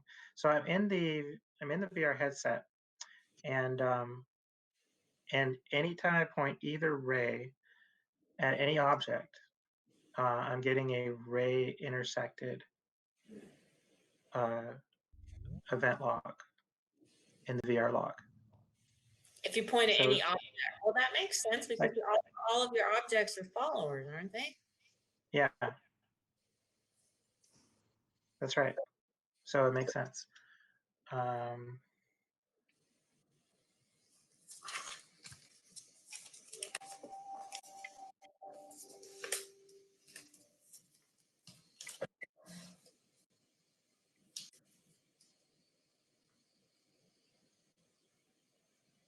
Yep. Okay. Yeah, every time I point at one, I get another. Yeah, that's. So that's working. What was the thought that you had after we do that? Now we need to see, like, can we get some information out of that event that tells us which, which controller it was. So, I mean, there must. Oh, you know what we could do? Okay, so we could actually just use the raycaster intersected event to switch which controller is active. Right. So we could just, in fact, we could add that to the primary caller code. So we could just, let me copy this and put this right here. And then, so you said this, if this data hand is caller. But wait. Why do you want to put it in the primary call? I mean, I think we don't even need a primary caller if this works. Yeah, I mean, I think if this works, then we'll just delete that primary caller. Yeah. I mean, I guess I was just because I just wanted to. This is the code that switches hands. So if this data hand, but it won't have any effect if there isn't like the only thing this affects is that line and follower where it's doing the query selector on the caller class. And if and now we're doing something different there, which is looking at so event. So this Yeah. the primary caller won't even have any effect anymore. Right. Yeah, I realized that. So I was just, I think the only, so my mind is sometimes a little bit abstract. I was mostly like sort of like bringing this code into focus, and I realized this code is going to be deleted. The rest of this is going to be deleted. But I was just sort of like examining how you switched hands. So it's kind of like if this hand, because this was the trigger. This was the listener, but the function was if this hand, if this listener is activated, then this data for this hand would become the caller, or would become the would its attribute for the class would change to caller. And so kind of like it could be that we would just put this code here like this. No, but you don't need to do that. I don't need to do that? No. Oh, go ahead. Because there's going to be something in the event that will tell us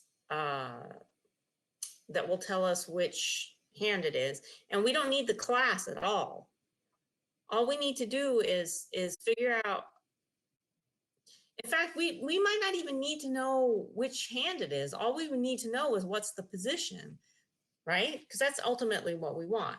Yeah, that's ultimately what we want.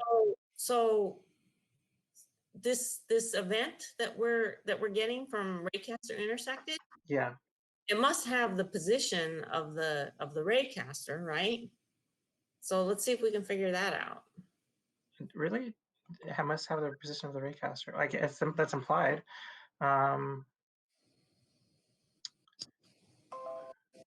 But can I get the question is, can I get the position of the raycaster? Right. So yeah. The event detail contains intersection objects, and one of the things that's in the object, well, there's distance, there's the point of intersection.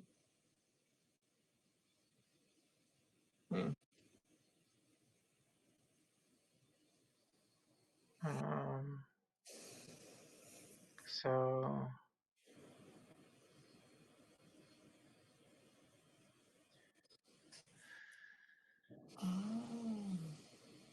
let me look on Stack Overflow, because I feel like someone has asked this question before.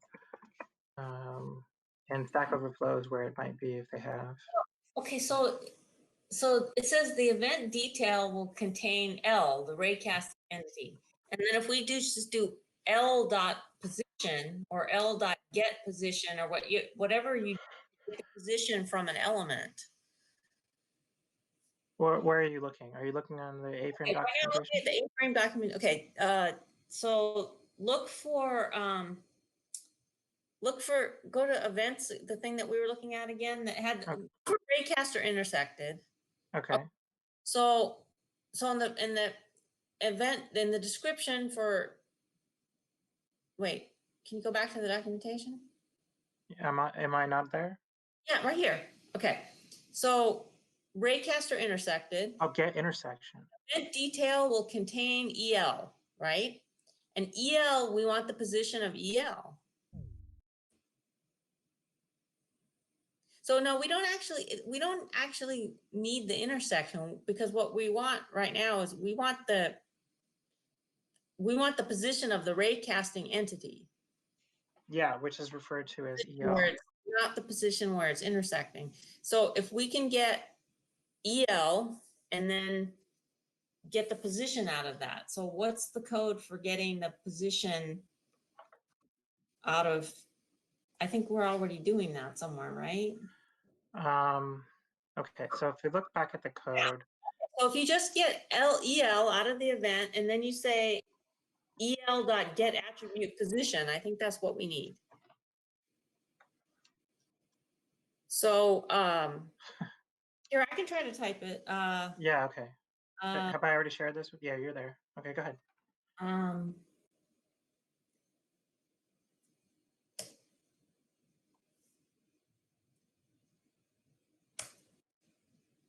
For some reason, it's not letting me. Let me make sure that you have access to it. This. Maybe I don't have the right link.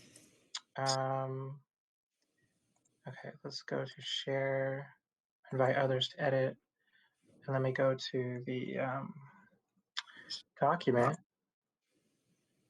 and then let me go to here, Control V. So it's the last link on the document.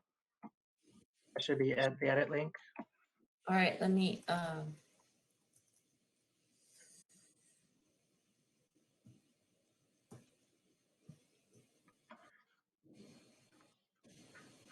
Okay, and then I need to go to the other. Problem is, just a minute.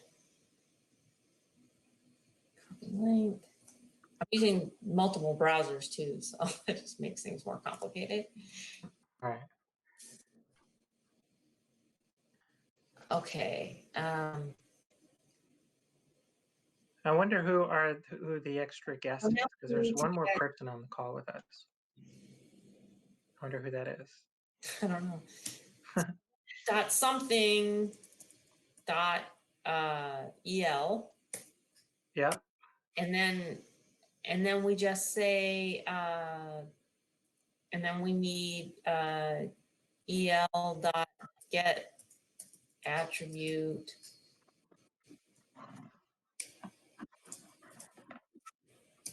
So I think that's what we need. Now we just need to figure out the exact path of the event. Like, is it event.el or is it event.detail.el? Oh, interesting. Okay, get attribute position. And then the rest of it would be to, you need to get attribute and then you need to set attribute. So set attribute. So where's the definition of the get and set attribute? It says event detail, so it's probably just event dot detail. So yeah, this is how get attribute position looks right here. Let me just copy and see if you have the same syntax, just for curiosity. Like that. Yeah. So you got the same syntax. Oh, and you just need that right there. So now you want to say icon position equals, and then do this, I guess. I see what you're doing.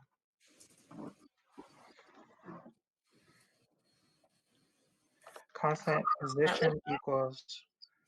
Oh, you've created a variable called position, and the variable equals this get attribute, and then you do follower set attribute animation. Yeah, so I just copied this from the event listener that you wrote. Yeah. How are we using this variable though? Oh, position. Oh, okay. Are we setting the because we need to, do we need to set the attribute of position on the follower? No. We need, no, that would be on the caller, because we need to set the attribute on the caller. No, you just want to get the attribute from the caller because you want to know where is the hand, right? Yeah. So you say get the position of the hand. All right, let's try it. Let's see if that works. That's like you did the, caller is document.query selector caller. Yeah. Get the attribute. Okay, so this is the equivalent of that. All right. Okay, it's not loading though, so I wonder if we're missing a closing bracket or something. Let me look at this code and see if we're missing any brackets or any quotations or any closing marks. Let me just let's comment out the caller code just to eliminate that as a variable at the moment. Let's take this out. Oh, this needs an end, does it? Actually, I'm not sure. Well, you didn't have one before, so Didn't, right. Let me just take out this VR log. Okay. We've got some duplicate code here, so maybe I need to comment this out.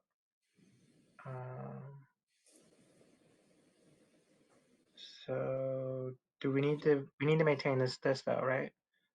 Caller equals. well, actually, that's going to be causing conflicts probably. So I would comment out that whole trigger down block. Actually, We don't need to maintain that the caller equals document query selector caller. I think this whole thing, we don't need it anymore. But so commented that out. Okay.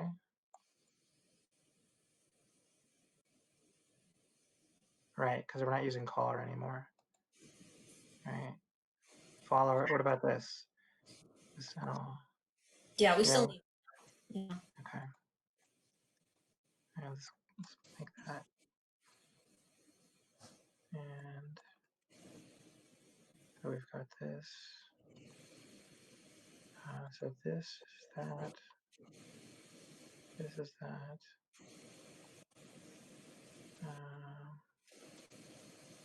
Okay, what does this correspond to? That? What does that correspond to? I don't know. Is it doing matching for you? Because I can't tell. Yeah, you can, if you look on my screen, yeah, see the highlighted one? Okay. Yeah, it is matching. See how these two are highlighted? Yeah, okay, well that should work. Let me refresh again. Unless it's something else in the code. Okay, looks like the code's working. The page loaded at least. And let's see, what do we, let's see. Okay. So it's not coming to the hand. It's not coming, there's no follow event happening. Oh, it says event detail get attribute is not a function. Event detail get attribute. Yeah, I'm sorry. It should be event.detail.el get attribute. Event.detail.el. Yeah, I accidentally deleted it, I think. Get attribute? Yeah. Okay. Yeah. Okay, let's try it. I mean, I don't know if that's correct, but that's what I meant to do. Yeah, could just in the document, and it says event detail will contain EL. Yeah. Well, the interesting thing is that it's working, but it's working without a click. Oh no, wait, something weird is happening. So. Oh, right, because there's no click required. It's just as soon as it intersects. Yeah. I guess that's bad. Yeah. So maybe we could, maybe we need to change it to a thumb. But the other thing is that if you teleport behind, it still thinks it's not coming to the ray. It's coming, the teleport is not updating the position of the ray. Oh. But is it at least following? Yeah. Like if you point to it with the right hand and then the left hand, does it? Yeah. So it's coming to your hand as if it's coming to either hand as if you were, if you move your right hand to the right side, it follows your right hand to the right side. If you move your right hand to the left side, it follows your right hand to the left side. If you move your left hand to the left side, it follows your left hand to the left side. If you move your left hand to the right side, it follows your left hand to the right side. But it still thinks that your position is your origin point, and it's ignoring your teleported position. Okay. So that's a new mystery, because it's supposedly coming to, well, now we know it's coming to where it thinks the ray's position is. So the ray's position, it thinks. So we'd have to change this from event listener. Well, if we just change the event listener to trigger down, that might be enough to put it back on a click. Then you won't have the information about where the raycaster is. Yeah. So you, unless we could put a click, unless we put it as a second event. Well, no, because then it's still coming. yeah, let's see, how do you do this? Well, maybe what we need to do is, okay, so remember, there's also the Raycaster intersected clear event, right? So Yeah. we need to have a flag. So when it enters, so when it's intersecting, then we set some flag. And then if you click when the flag is on, then it does the following. But then as soon as you get that cleared event, then it clears the flag. So that's my guess about how you would do this. But now I'm really wondering why the Raycaster is not recognizing that I teleported somewhere else. Yeah, I don't know. Let's see.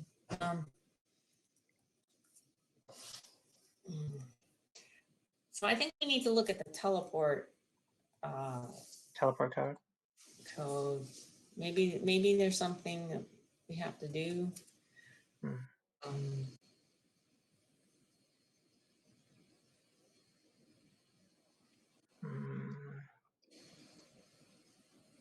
Oh wait, teleported. New position, old position, new position. Fires when teleport ends. So we have some old. There's a new position event detail that exists.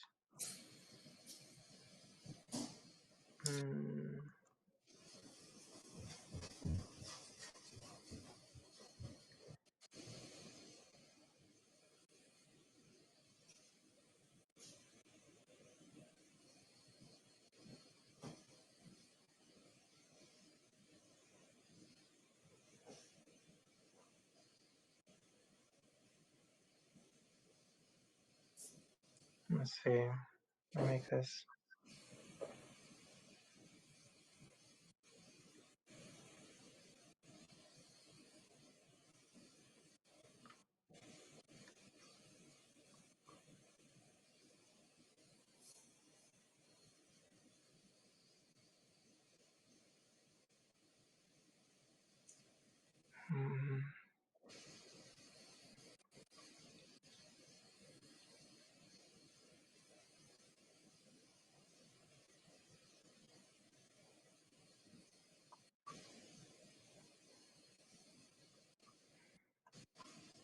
So, okay, I have an idea. Well, okay, so I mean, I guess we could tell the blocks to go to the new position, right? But that's still not into my hand.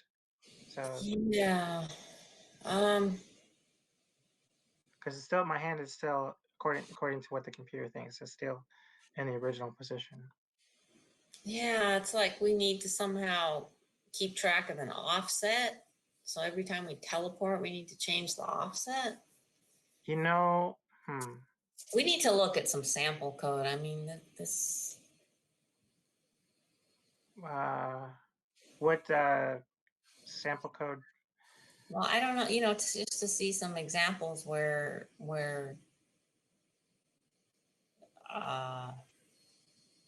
somebody's teleporting around and then actually using their location in some way. I don't know.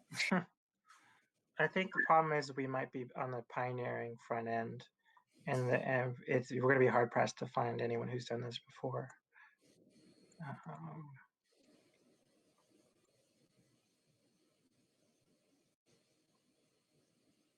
Yeah, I think bringing gravity gloves into A-frame is a new direction, and just being able to teleport and then know where you are, that doesn't.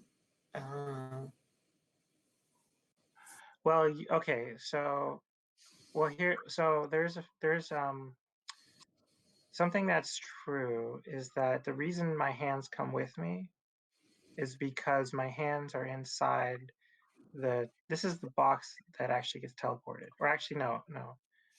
The camera rig is the entity that actually moves. And any child of the camera rig is, see right here, it says teleport camera rig. Okay. If I could also teleport the raycast, if I could teleport the camera rig and the raycaster, what is it called? The event? Raycaster intersect, but the raycaster is inside the. The raycaster is attached to the hand. Yeah, the raycaster is actually already a child of the hand. So technically, the way this should read is that everything inside the camera rig moves. Every child of the camera rig inherits the position of the camera rig. And so that means that the position of the raycaster is moved with the camera rig. But maybe we need to put the raycaster intersection here. Raycaster, this intersection, is that an event? I mean, is that a thing? But you can't put events in the middle of a component like that. Yeah, no. I mean, that's just the idea. The idea that we would somehow, well, so, okay, let me, oh gosh. Yeah, so obviously that doesn't work, but the idea is that, okay, that we would somehow put the, oh, what is this? So this version of the raycaster is not, it's in the scene. So let me delete that. Because the reason. Yeah, what is that one for? So yeah, I'm not sure. The reason I put a cursor here though is so that touch to click converter is so that you could go on the iPad. See, when you put cursor, ray origin mouse, then if you use a touch screen, you could actually like I'll demonstrate. Your touch screen can act like a cursor. So if I touch the blue cube, wait, are these events not working? Oh, they're not. They don't click. They don't work right now. But if let me see if I can. Let's turn off this. Change this code real quick back to what it was. Okay, so can I comment this out for just a minute? Sure. Will this work if I just reactivate it? Oh, and I need to make this to a click. Yeah. Is it still functional? I don't know, but let me see. So? Okay, so if I just okay, huh?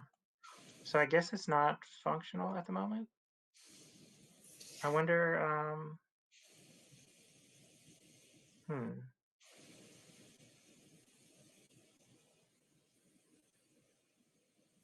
Let me look at the third version of it and let's see. Well, primary color, you might need to Oh, I need to turn that back on. uncomment. Yeah, because now you're using the color class, so you need. I think you might need the primary color. Oh, well, so part of this code was meant to work from like touchscreens, like iPads and phones, and your primary color code might be preventing the iPad version of this from working. I'm just saying that the follower code, the way you have it right now, is not going to work maybe without the primary color. That's all. Yeah, this right here. Or maybe, well, okay, wait, which one is, so by default, the right hand has the color class. So actually it should work on the right hand. Like if you don't change anything else right now, yeah, the right hand should work okay because it already has the color class. Yeah, so let me go back and undo, Control Z, Control Shift Z. Okay, so but the way it was is I had I think I had maybe the raycaster was there because let me see raycaster. copy, because I was trying to A-frame scene. Where is it? Oh gosh. I was trying to make it so that if you used your mouse and you could just click on stuff, yeah. You see what I'm doing? You click. But if I use my fingers, see, if you have ray origin, now okay, so let me refresh the page. So the mouse is right here. You can see, refresh. Now I'm going to touch the red cube with my finger. Now you don't see my finger, but you should see the red cube move. And that's because I touched the page where the red cube was. And Okay. so I'm using my PC, but that enables basically people on iPads and people on phones to interact with the program. Okay. And that's accomplished through putting the raycaster in the scene. That's half of it. The other half is putting the cursor, ray origin mouse. The ray origin mouse is what it is I believe what enables the touch element. Cursor equals ray origin mouse. So let me see if I take that out, if that actually stops it from working. Because I guess it could be mistaken about that. Okay. Yeah, it doesn't work without ray origin mouse. So apparently I need both the raycaster and the cursor to make that happen. And then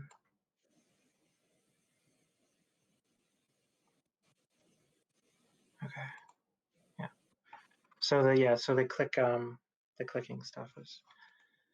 So that's why that's there. But I wonder if that is interfering with if that's changing the like maybe that's the reason, because I have this here, maybe that's the reason that it thinks that when I'm teleporting that I'm never actually going anywhere. Right? See what I'm saying? You try it. Okay, so let me just, what I'll do is I'm just gonna delete that for a second and then just see if it's gonna work now.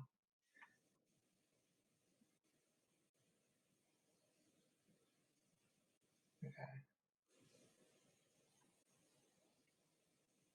So I'm gonna teleport and then I'm gonna click. Okay, no, it's still not coming to me, but let me reinstate your code and see if that made the change. So what I want to do is let me Control Z. Let me create let me remix this because I'm creating a lot of changes. So that's the remixed version.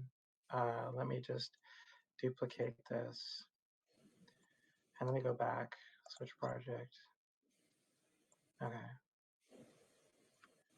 So I'm actually going to Aframe Online Hacknight 4, and I'm going to rename this to Aframe Online Hacknight.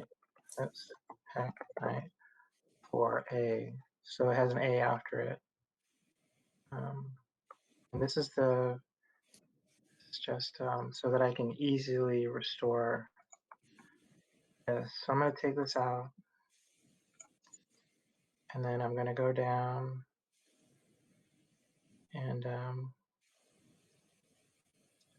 where's okay, let's take this out. This is the code right here. Let's comment this out,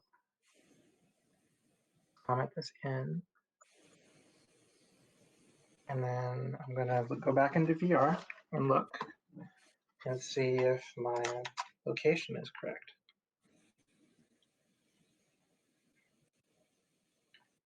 Okay. So that's moving to me. Let's teleport backwards. Okay, no, it's still everything is still going to my original spot. So that had no effect. All right. Okay, so now we know. So let's go. See if I got okay, so I got I got this code back. I like this code at this point. I don't see a reason to take it out since we know that wasn't causing the negative effect. All right.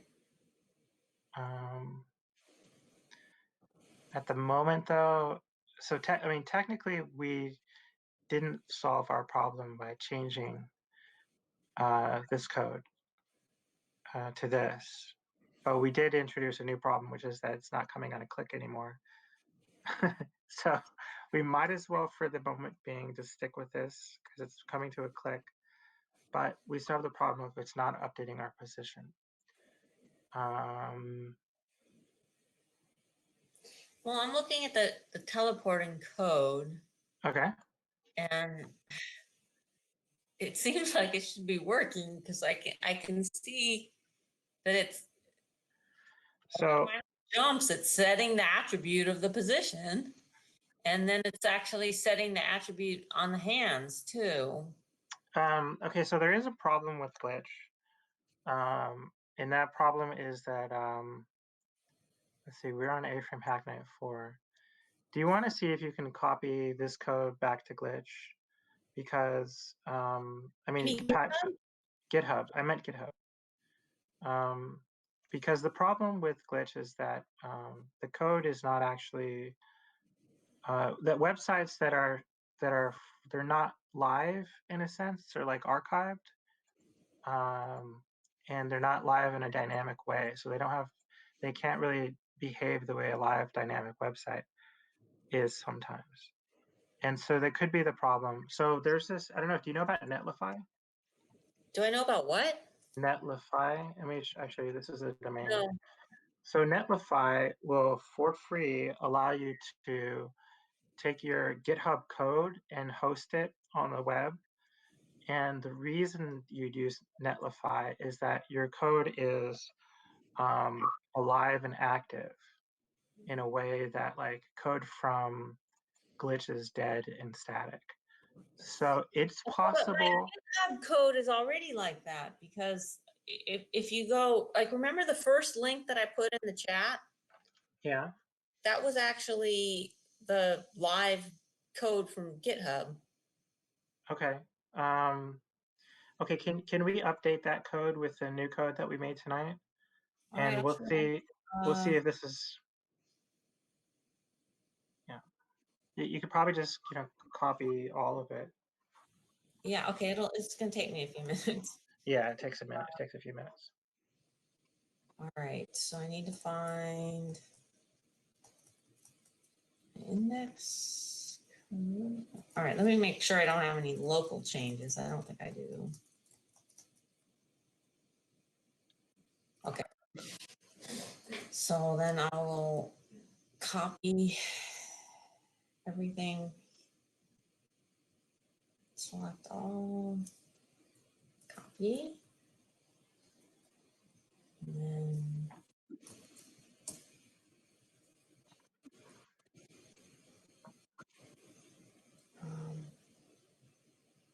I'm glad I put the Aframe Online Hacknight 4 in there, so that'll get updated too.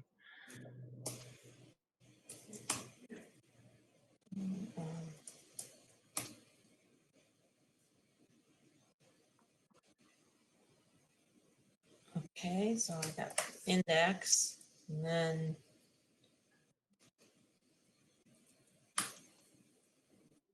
you didn't change anything in new thumb controls, right? I think I just looked at the thumb controls. I don't think I changed anything. I believe this is the latest thumb controls that you updated. But there is one thing you got to change, and that's the you got to add the gravity controls directory back. Oh, right. Okay. Thanks.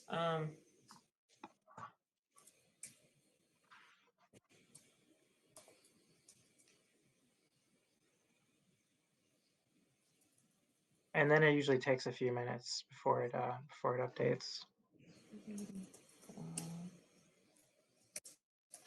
Okay, so now I have it locally. So let me try it locally.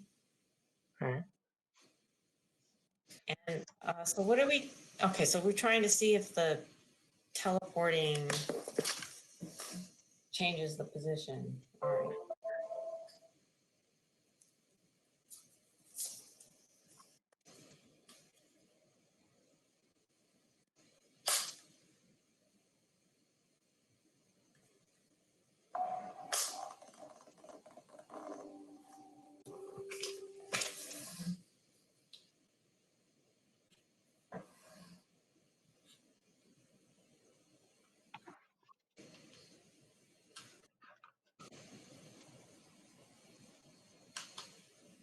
No, it's going to where I was, not to where I moved to. Well, what do you mean? I mean, it's not changing. I mean, when I teleport, it's going to the old position. Okay. The same you're having. Okay. Is it saying that at the top of your page that we're in the Hacknight number 4 and not Hacknight 2? Uh,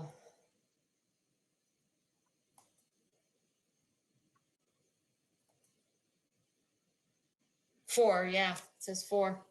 Okay. Oh, I just used I just went to Gravity Glove. I didn't push the commit though.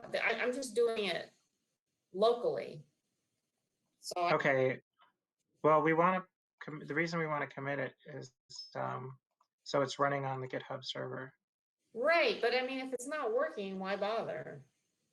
Well, because the hypothesis was that it's not working because it's not on a live server. But I'm running it on my own server and it's not working. So you're saying that qualifies as a Yeah. right. Okay, so all right. Well, more live than doing it on GitHub. I mean, it's going to be live.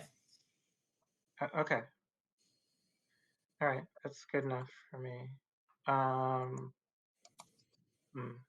Why is the A-frame thumb controls component commented out? I wonder. Oh, right, now I remember. Yeah, because we moved it to a local JS. Yeah, that's right. So we'll have to make another one. Do you know how to make those? I can show you. How to make what? How to make one of these CDNs. Oh, no, I don't. Oh, I can show you. Okay. So we want to make one for the new thumb controls that you made, which is just really great. So I'm just going to copy all this to my clipboard.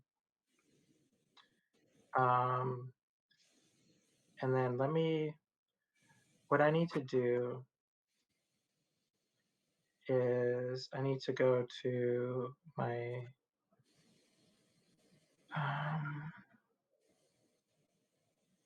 let's go to your GitHub.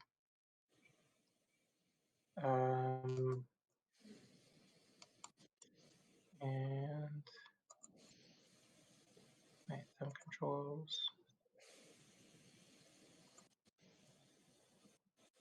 Okay, so you need to make sure that in order for this to work,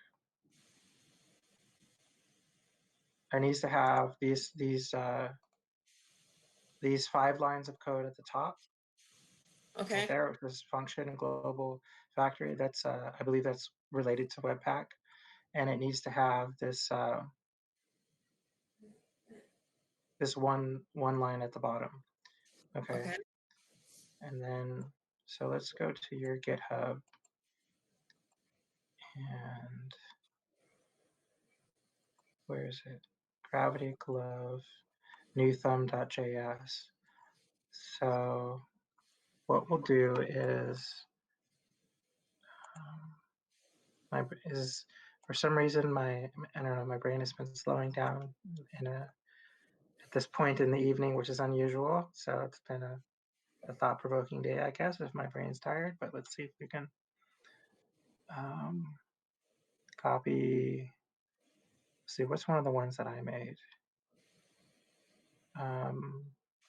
PyLaser is one, and I use JSDeliver for that. So if we go to jsdeliver.net, let's go to jsdeliver.net, and then, well, that's weird. Oh, maybe JSDeliver went out of business. I think I saw something about that happening, but maybe actually let's try this. maybe CDN.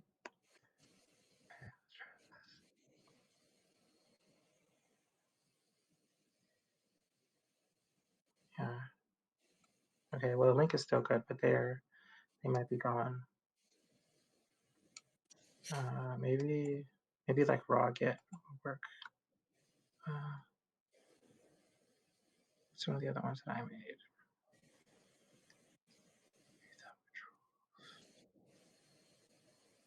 Oh, unpackage. I think this is the one I'm using. Maybe. Let's go there.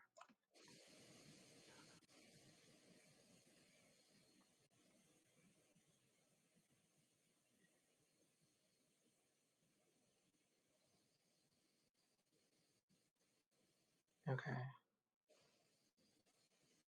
So let's see if they have a GitHub version.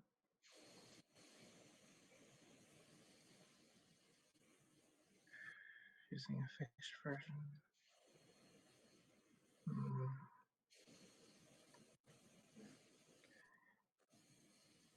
Something like unpackage.com / package a version file.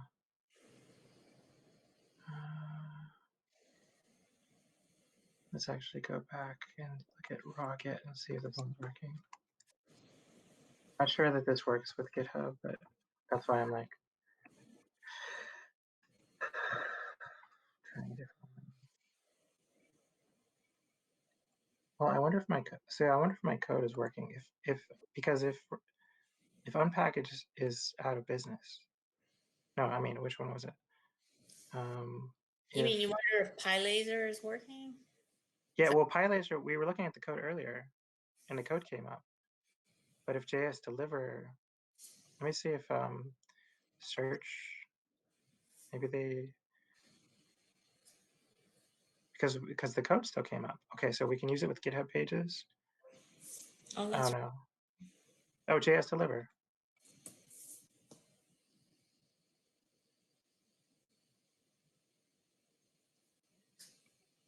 Yeah, so we were looking at the code, so raw get, thank you. So raw get is the one that's been closing down. Please stop using it as soon as you can. JS deliver should still be active. This should still be, yeah, there it is. So let's see if we can actually get to jsdeliver.com. Yes, it's still okay. It's working. For some reason, when we typed it in earlier, it wasn't coming up, but it's coming up now. So you find the GitHub section, and then we need to be specific and get the right one.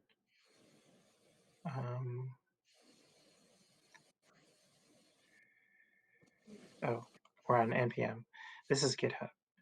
Okay, so we've got to load any GitHub release, commit, or branch. We recommend using npm for projects to support it. So basically, we need to do the GitHub, the user name goes here, the username, and then the repo number, and then the version, and then the file. And so that's like, let's copy this and bring it back to here. And then we'll look, actually, let's look, let's switch to, wait, what am I doing? Oh yeah, okay. We just need to click on this. Okay.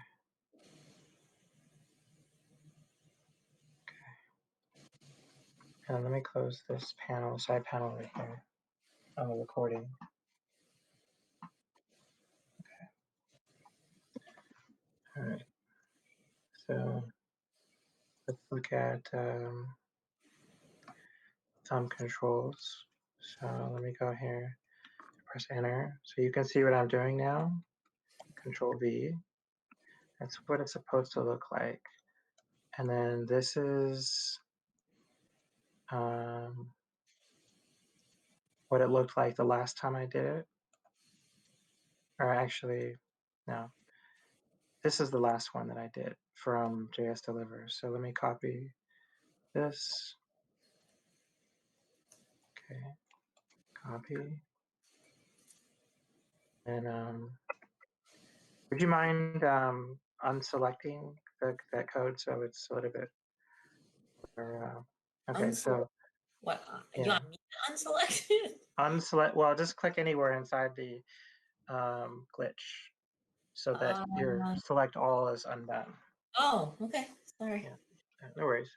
Okay, so you see this is what the code looks like when it's done, and Okay. this is what it looks like when it's raw. So if we, and what I'm going to do is I'm going to halfy this page. Let's go back here, and then we want to go to your GitHub, which could be this one. Yeah, let's bring this over here. Let's make that half the page. Oops, it doesn't work. Okay, let's put that right there, and let's make this half the page.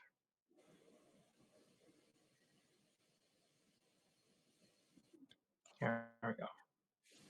There we go. Okay, so let's go back to here. Okay, so we're going to need the user, and so the user, it looks like, let's go back to,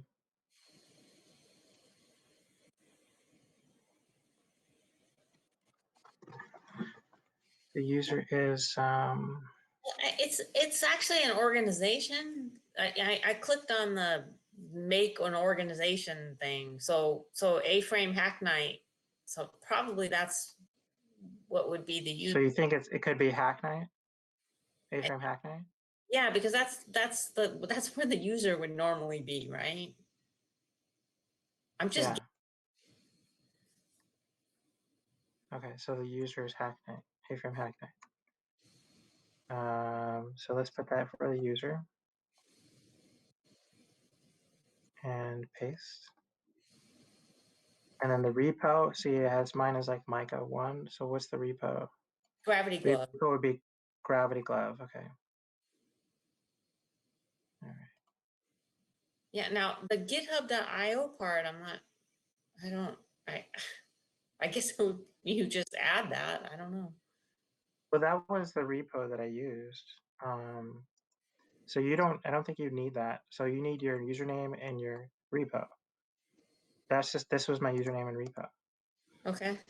Now we need the version number. So the version number is going to be on the file name, and we're talking about this file. And let me scroll to the right. Oh, it should be over here. It should be like,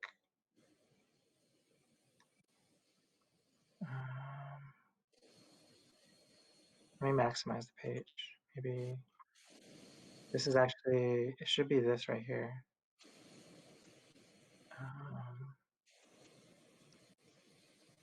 Because this is the last version that you edited. I have the longer number up here, commit number like this. I think you can use the shorter commit number as well, but let's just try it with this first. So that's the version number. And then you do the file name next. So my computer's super slow right now, slower than my brain, which is. All right, and then the file name is the last bit. And the file name would have to include any directory. So it's under the master directory, so we don't need to worry.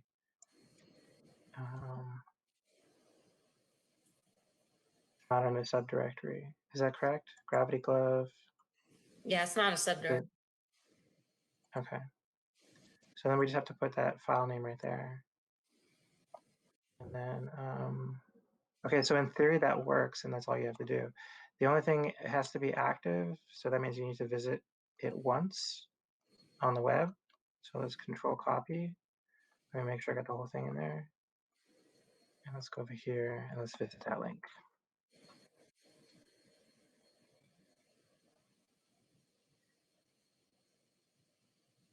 Hey, we did it.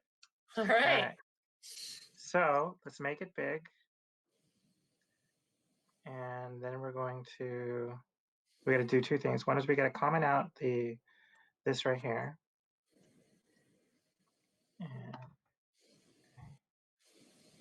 And then we got to copy the new code. Control X. And Control V. I've got a Windows computer. I think you must have Windows as well, because you have a Windows Mixed Reality. Yeah. And then I'm going to uncomment out Oh, this you can just, script. yeah, you can just delete that one. Oh. Do you ever use Control / to do commenting in and out? No. Yeah, you can do that. That's a glitch thing or what? It's like, it's supposed to be universal to any text editor. I mean, not text editor, but any code editor. So it works in glitch. It also works For in my, I use VI for editing usually, so. VI. VI, yeah, Vim. Vim, is it on Linux though? Do you have VI on Windows? Yeah. Oh, you do? Oh. I think of that as a Linux thing. I thought I was saying, are you kidding? Because I thought you said you have it on Linux, but yes, I also have it on Windows. Okay. All right, let's see if this code works. So we created a CDN, so it's served from the web, and we are no longer importing it. Okay, but why do you want to do it that way instead? Well, that way, well, it that means that you this replaces the need to like install npm, I think. Where No, but I mean, new thumb controls is part of our code, so why? Why would I host it from a CDN? We want new thumb controls.js to be part of our project. Well, I mean, it. So let's say that I kind of do it for other people in a way, because people would have to they'd have to copy all of our folders and subfolders, whereas this means we don't have to have a subfolder that says new thumb.js, because all you have to do is reference the code in a sort of universal cloud subfolder. And so we're actually making it easier for people. We wouldn't have to worry about the Gravity Glove directory, like the how we had to change the path.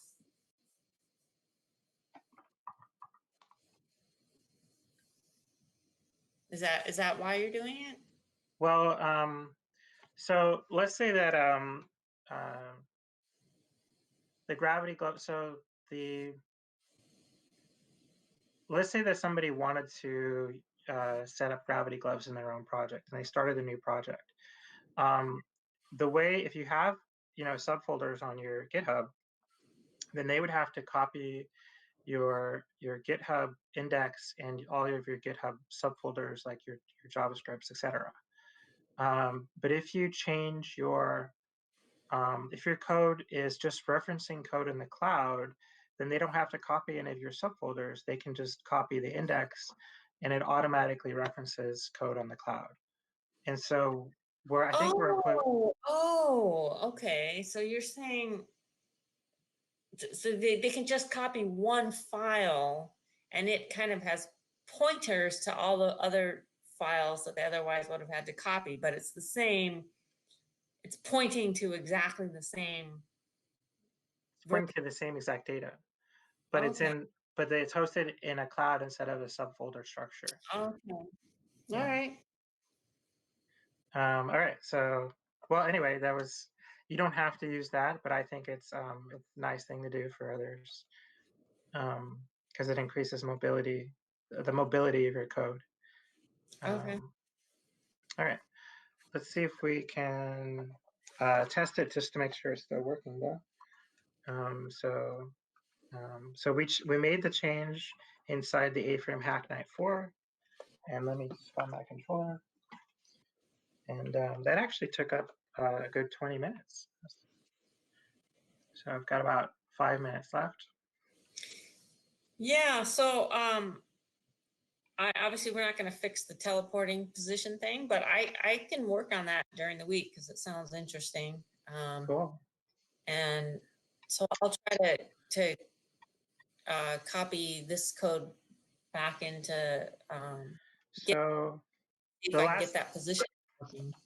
so the last time I talked to you, I was thinking that you were saying at the end of the call that you were going to work on the code, like or that you were thinking of working on the code, and I thought, well, should we have like a sort of study group um, reference where everyone can sort of like have study group files that everyone, and I guess in one sense that's the GitHub that you started. That could be, but also, I mean, just like a sort of like common document that could be part of the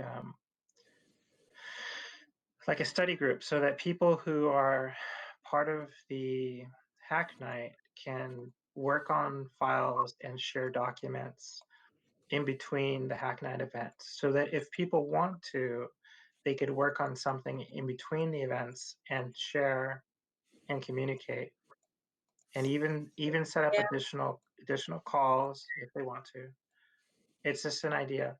yeah, no, I Um, mean that sounds good, but I don't know how to organize something like that. But you're welcome to use my the GitHub repo that I started, or to fork it or whatever. I mean, obviously, if we're going to use that one, I need to figure out how to give other people permission to to use it. But I'm sure it's not that hard. And then we can put whatever files we want there. I don't know how well that would work for collaboration, but I'm willing to experiment. all right. Well,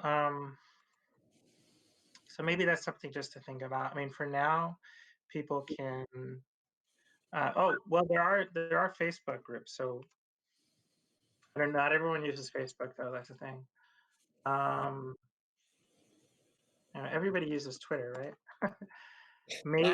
I don't use Twitter. I mean, I don't have a Twitter account. Oh, yeah. There's not. I don't think there's anything that everybody uses. Um, so I mean,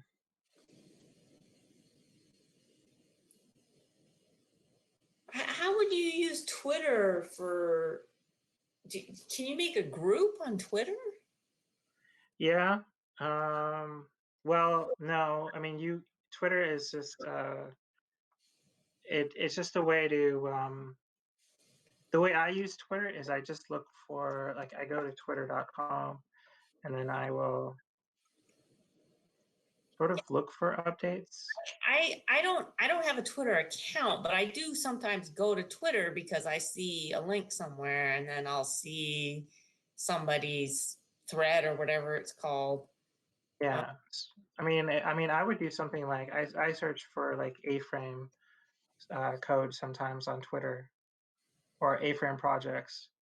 And so I would say that one way to do it is if you could say, like, you create a post that says tweet um, A-frame Hacknight, and then you would just link the document, share, copy link Hacknight document, something like that. And then so anyone searching for a wait A-frame would find the Hacknight code. Let's see if we can just actually create a new document,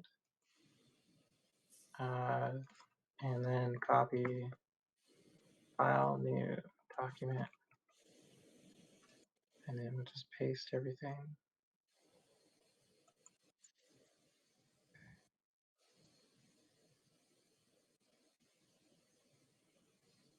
There we go. And then that should be the title, should be there. There we go. And then let's actually call this the Hacknight number 5. Okay, because this is for next week. Mhm. And then this is Okay, we'll say share, and then we want to make this sort of like anyone with a link. I don't know, change it to anyone with a link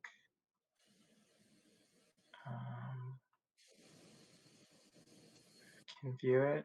I want to make it so that we can anyone with the link can edit it, but then like, what if someone can comment on it?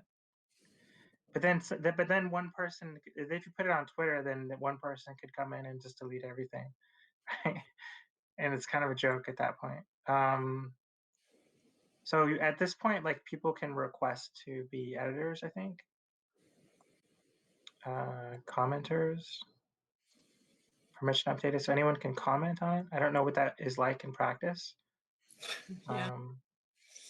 But that's the idea, is that somehow we could have a collaborative tool, and then you can post it in a place where, you know, people can find it by searching Twitter, maybe Facebook, and they all reference, oops, Control Z. They all share.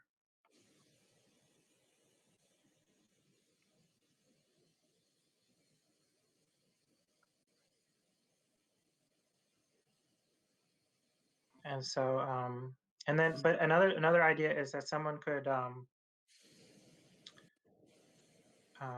maybe Google Docs is not the right thing. So maybe this is something to think about. What's the right collaborative tool so people can sort of have uh, an online folder where they can go back and forth um, to work on projects and share projects. And I'm sort of thinking like it's beyond just the group that we have tonight, in terms of the future people, and just so there's a repository, and maybe we could look at existing repositories. I mean, there's the Aframe Slack and the Discord, and there's a bunch of WebXR groups on Facebook, um, and yeah. So this one is facebook.com/groups/ARVRweb, and I should really update the header graphic. This was the Aframe Hacknight. So I don't know if you have Facebook, but if you go to this group, if you do have Facebook, Yeah, I can check. that could be a start. Aframe Online Hacknight. I mean, that's a good way to advertise it, but I wouldn't think it would be good for Facebook wants to give me a fresh, simpler Facebook. Do they? I don't want that. You're like, never change anything, Facebook. No. I mean, I'm just trying to. We're tired of updates. What's it called? AR, VR, what? The web address is the facebook.com/groups ARVRweb. Yeah, ARVRweb. Okay, yeah, well, I see it. Okay, so, but, I mean, are you talking about using a Facebook group to actually, like, collaborate on code? Yeah. Okay. Or at least it could be a point where you might share code in a group. But we can think about this over the course of the next week or 2 weeks, and just think about, where's the sort of like online network. I think also, you see, so we have these Facebook groups, for example, and I run a lot of them, and I was thinking that we could actually just start to post some WebXR pages inside these Facebook groups, and I can watch what I can do. So I can go and I can pin this post, mark it as an announcement. Now imagine so that anytime anyone visits this group, they're going to see these Hacknight notes at the top. But if we replace this with a link to a web page like this, show the app. No, that's number 4A. Show this right here. So if we take this web page, which will be probably your glitch when you update your glitch, and this is my sort of long-term plan. I know we got to go in a second here. We're past the time, but so post it there. And the idea is that we would have I have like 20 groups that I admin, and at the top of every group, I think that there will be like a link to a WebXR page. And that link will be like a WebXR repository for sharing code in the case of the WebXR, in the case of this hack night, but in the case of like my neuro hackser group or neuro physics group, that would be a 3D WebXR repository for sharing neuroscience research and biophysics research. So that's sort of like where I'm going in terms of taking all these Facebook groups that I've made and then integrating WebXR into the post that's pinned at the top of each group, so that you would actually go into WebXR, and that's where you would find people collaborating on WebXR research like this hack night. And then that research, that fountain of research that we have all these people contributing to, would help the development of WebXR websites that enable collaboration for all the other different topics that are not WebXR. So this is like a foundational team that I hope to build, maybe, of just people collaborating on developing WebXR for WebXR stuff, but that we could export this so that we could create new ways for neuroscientists to research together, and new ways for game developers like Unity and Unreal Engine developers to collaborate together, new ways for people to organize internet content, organize news. You could have, I mean, I don't have any conspiracy theory groups, but I mean, you could potentially have conspiracy theorists. They could draw links between different topics, and then they could try to debunk their own conspiracies, and we could encourage them to do that. And then at some point, you can integrate neural networks. Let's go ahead and wrap it up there, and then there's Okay, wait, so one question is, so you have the Aframe Online Hacknight 4 and 4A. Are they both, is 4A already obsolete, or which one? And which one should use? So 4A is already obsolete.